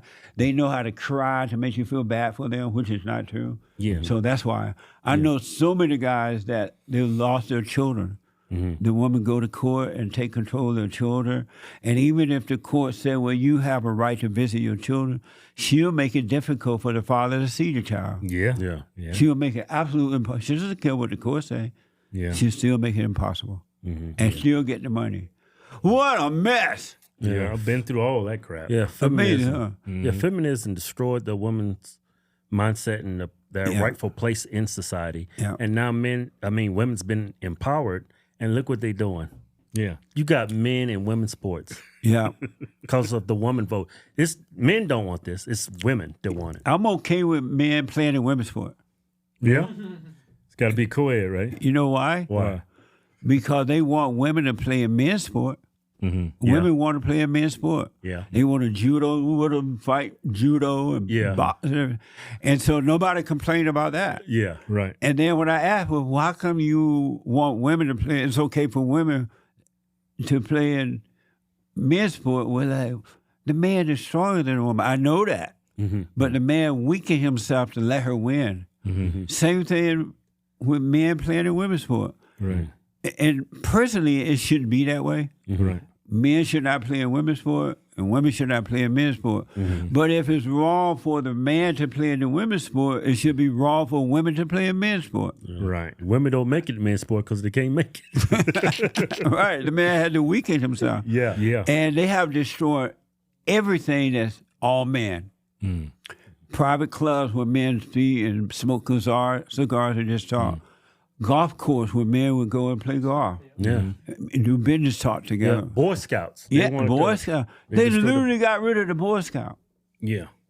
And they have gotten rid of everything that's all men. Yeah. And they so said it's misogynistic, it's right. sexist. They call it sexist. But yet they want private women clubs, they want private everything for the woman, but not for the man. So as long as they can say women can play in men's sport, men can play in women's sport. Yeah. Like the biggest sham I saw in my lifetime was BLM, and it was started by a bunch of black lesbians. Fat, radical black lesbians. Yeah. Wicked women. Who hate men. Yeah. Who hate the order of God. And they even said it. They don't believe in God. Yeah. They don't believe in men and women being together like that. And yet they destroyed the country. You know, like we saw that. Right, Black Lives Matter, we know it's a sham. Yeah. I wonder why black people can't see that for what it is. Because they hate white people. Yeah. They identify with because their they're color. the racists. Right. Yeah. They got that anger in their heart. They can't let identify go. with color. Absolutely. What a mess, huh? Yeah. But this is not, only a few people are going to work on themselves. As adults, we are responsible for ourselves to overcome our hell. And only a few people are going to take that straight and narrow path to overcome their misery. It's going to always be this way on earth because the heart of human beings are evil, right? But if you were to work on yourself, you could have perfect peace in the midst of that. You got to have your own family, right? You can raise amazing children, amazing family, because you're going to pass on love to your children, and it won't be about color, and they will start a generation of love rather than hate, because the love will come through the fathers. But the world itself, most people are not going to do it. Yeah, people don't like to listen. Right, they love their misery. But we can change ourselves and our families. It's up to us. Right. Amazing, huh? Yeah, it is amazing. It is amazing. What a mess. So before I have to go, ain't it up now? Yeah. About time for Jesse to go. I gotta go back to the hood. You don't live in the hood. No, I don't. I live with the Jews. Yeah? You live with the Jews? I love the Jews. You a Jew lover, huh? I love the Jews. One of my requirements. One of my. What's the questions? Oh, black woman again. I'm Key. Are you? I'm ready.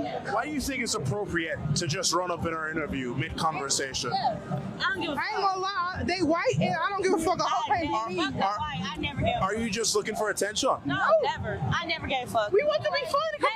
Come on, But if I'm in the middle of a conversation with two people, I'm sorry, y'all. He feel disrespect. I'm done. You problem with it? I'm good. So what's the problem now?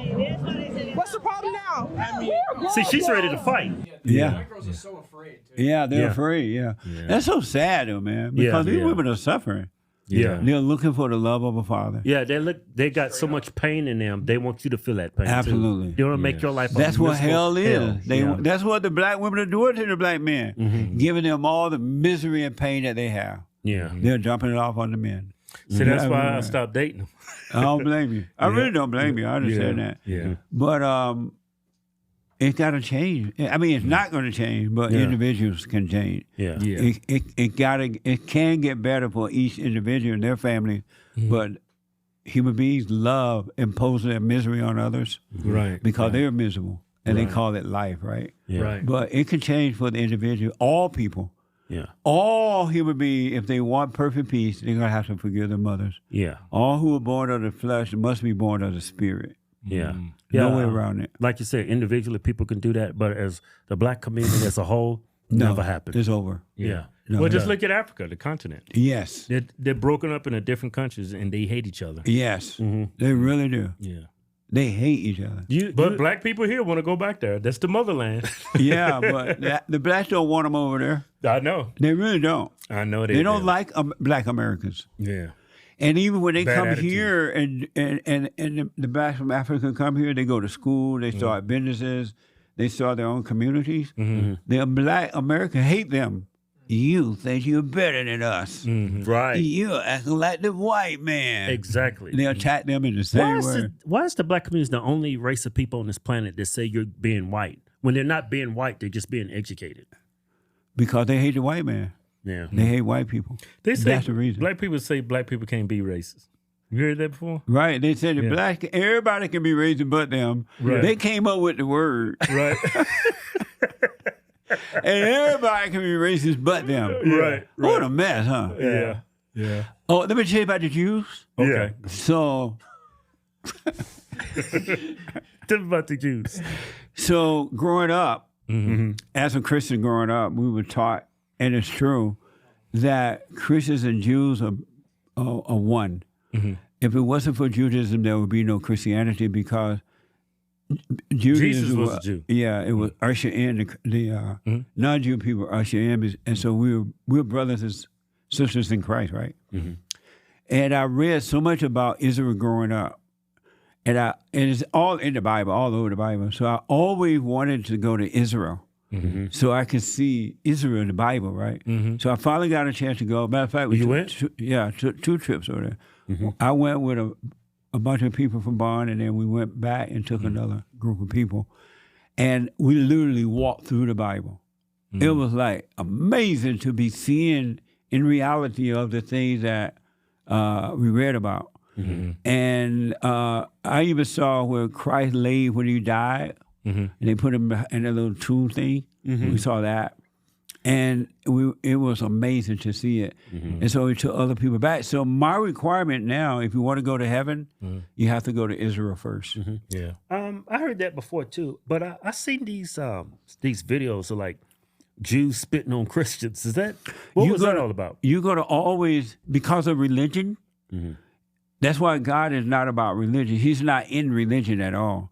God said that we should worship him in spirit and in truth. Not in religion, right? And so anytime you belong to a religion, you think your religion is better than the next religion. Right. And so they fight. People fight over religion, and God is nowhere in there. Like this is like an older video. Yeah. I guess they're wearing Christian crosses, and these Jew kids are like attacking them. Let us leave. Let us leave. Goyim? They're Goyim. Yeah, their problem is that they're following Judaism. They're not following the word of God. Yeah. Those Jews act like some black girls in in South Central there. I guess, can you wear a cross in Israel when you walk around? Are you allowed to wear a cross? Because I think that's what started that whole. I know that you're not allowed to, Christians, when they go to Israel, they can't, quote unquote, minister to other people. To the Jews. Oh, you can't preach Christianity. Right. You can't preach over there. But you can preach Judaism? You can preach, is that okay? Yeah, it's Israel. What do you think, you fucking... What kind of question is that? So that's wrong, right? But anytime you have religion, you're gonna fight. Right. Because it's like and that's why God said we should worship each other. We should worship Him in spirit and truth, because in spirit and truth, you don't own anything. Yeah. And there's nothing there for you to claim and fight over.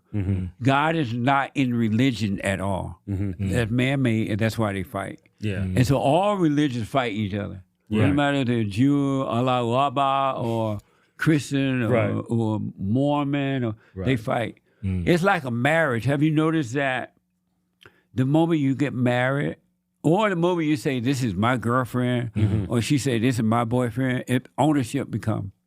Now you can't do this, you can't do that, you got to act this way, you got to treat this way. Ownership comes. And that's how it is with religion. It's like marriage. Once you get married, the woman thinks she owns you. And you think you own her. And if you don't do it my way and that way, you fight one another. And so two devils fighting over ownership. That's what's happening with religion. But when you're of the Spirit of God, you love all people, even your enemy. You don't agree with all people, but you do love them because you understand it's a spiritual thing. The understanding causes you to understand what's going on with you, and it causes you to understand others, and you can't hate at all. Yeah. And you said the area you live in, LA, is a bunch of Jews around you? I love the Jews. All Jew. Yeah. All Jews? Well, not all Jew now. It's like saying you love all white people. You can't love all white people. Some bad white people. But I love all Jews, all white people, all black. I have nothing against anyone. Right. Because I understand it's spiritual now. It's not them. Yeah. It's that thing that made a home in them, and it's causing them to do what they do. It's not. Well, that's why you ask people that question. Yeah. Do you love all white people? Right. Oh. Because they blame white. Even the Jews blame the whites. Right. And they blame white people for everything that's wrong. Right. Everybody blame the whites. Yeah, like when Candace Owens lost her job, and she was saying Christ is King. I mean, with the Daily Wire, when she walked away from them, and she was making the statement, Christ is King. It was pissing off Ben Shapiro, and it seemed like it pissed off Jews. Do Jews hate Christ, Jesus Christ?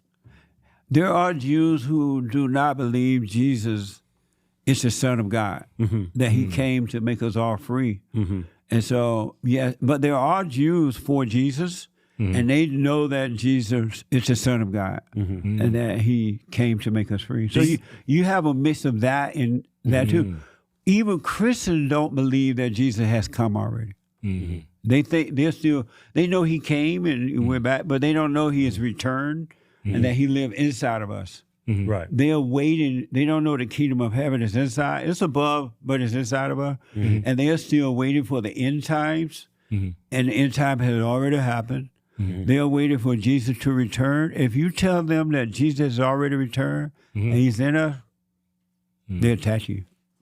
They'll attack you about that.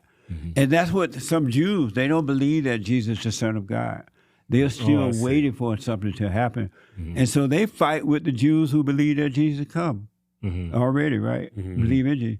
So it's just everywhere. Human beings are evil. You have the same mess going on. That's if you understand that, you wouldn't agree with it, but you would not be mad at them for being lost. You just simplified a complicated scenario across the globe. Yeah. Let me ask you this. It's very simple. Yeah. It is simple, but if you're in your imagination, everything seems complicated. Yeah. Right. Christ said that for those who believe in Him, His ways are easy, His burdens are light. They're simple. And when you're angry, there's nothing simple about you. You're evil, lost, vicious person. What do you think about what's going on in, I guess it used to be called Palestine? What do you think what's happening with the Palestinian people? Do you think the Jews are in the right? The same thing that's happening with every other religion that's fighting each other. Each religion. It's all based on religion. Based on religion. One thing that their religion is better than the other, and they're fighting. When I went over to... it's a holy war. Yeah. In many ways, yeah. It's a religious war for sure. They're fighting over religion. They're fighting over sacred land too, yeah. When I went over to Israel, it was so interesting in that Israel gave up a lot of land. And I remember going past the city of David. And the city of David is a city that's built in a mountain. And the houses are just like in Hollywood Hills or something. Or Beverly Hills. You know how those houses are built, right? Yeah. And it's beautiful. But then, so the Jews gave that land to the Alawaba people, and what do you call them? Palestinian. Oh, is that the same as Alawaba? Yeah. Yeah, they're all the same. Whenever I see Alawaba on the airplane, and they had that stuff on there, I get off. Oh, yeah? Oh, you talking about the turban? Yeah, because I think a bomb is under there.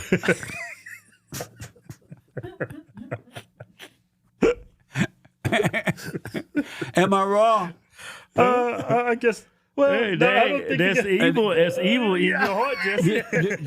But I love them. Right. But I'm not you got anger crazy. in your heart. No, I love them. I talk with a lot of Alawaba people. Yeah. I really do. Yeah. But I ain't gonna be crazy. Yeah. The one thing I do, I hold my neck. And do you think you know why I hold my neck, right? Why? Cover my neck. Oh, they chop your head off? Oh, yeah. I seen those videos about, 10 years ago? They start circulating online. I said, man, these people are vicious. Yeah, Chopping I just read I did a report on my show. I got to get you guys on my show. Yeah, of course. Yeah, but I did a show the other day where, Nick, how many Christians were killed? Yeah, a lot of Christians are killed by Muslims. Just the other day, it was reported that 70 Christians were beheaded by over in Africa. Oh, in Africa? In Africa, because Africa apparently owns, they have some land with some rich stuff on the land, and these Alawaba people want it. And according to the report, now I'm just going by what they said, they beheaded 70 Christians over that land, over the land for the soil. I mean, the all over religion minerals or something they have. Yeah, black Muslims. Yeah, all of it's based on religion. Yeah. Black anything is going to be bad. You heard of those black Israelites? Yeah, I know. They take everything. Oh God, they make the Jews look bad. I know. What a mess. But in closing, because I got to go. Okay. I know this is a whole lot of fun. Yeah. And it's an honor to finally get to. Yeah, likewise. To meet you guys. But we got to love one another. God came that he could create love through us because evil was working through human beings. He wanted to change that. And we got to stop fighting over all this nothing stuff. It doesn't make sense to fight over religion or anything, really. And they all fighting over religion, you know. And we got to drop the anger. We got to forgive our mothers and forgive our fathers for not protecting us from the mothers. He couldn't help. And God will forgive us. He will change our heart. Salvation is of the heart. And then he would change our nature from evil to good. And he could create love through us. That's what he's trying to do.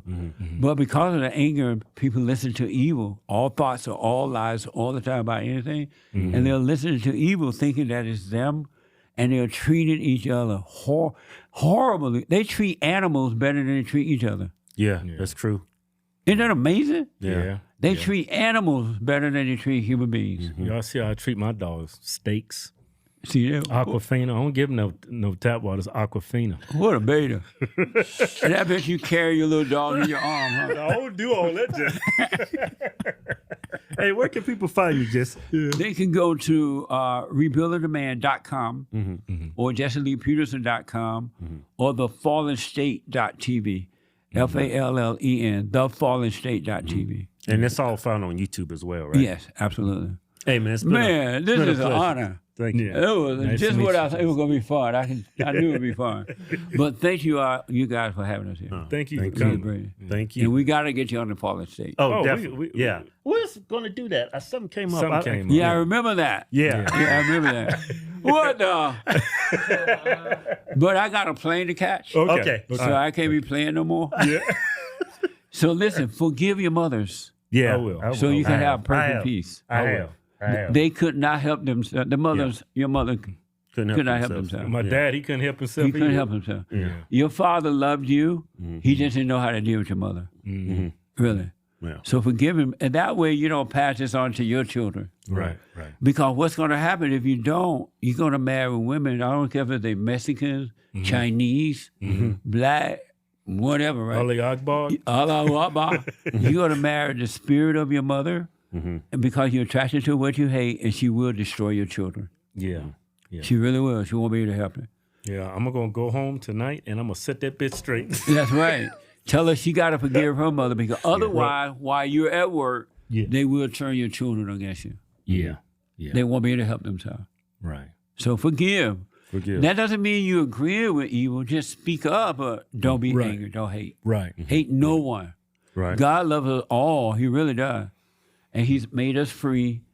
We just don't know it because we are angry and living in our imagination. Yeah. Right. Living in our imaginations. Living in your imagination. Yeah. Thank you, guys. Thank you. Thank you. Amazing. Amazing. Yeah.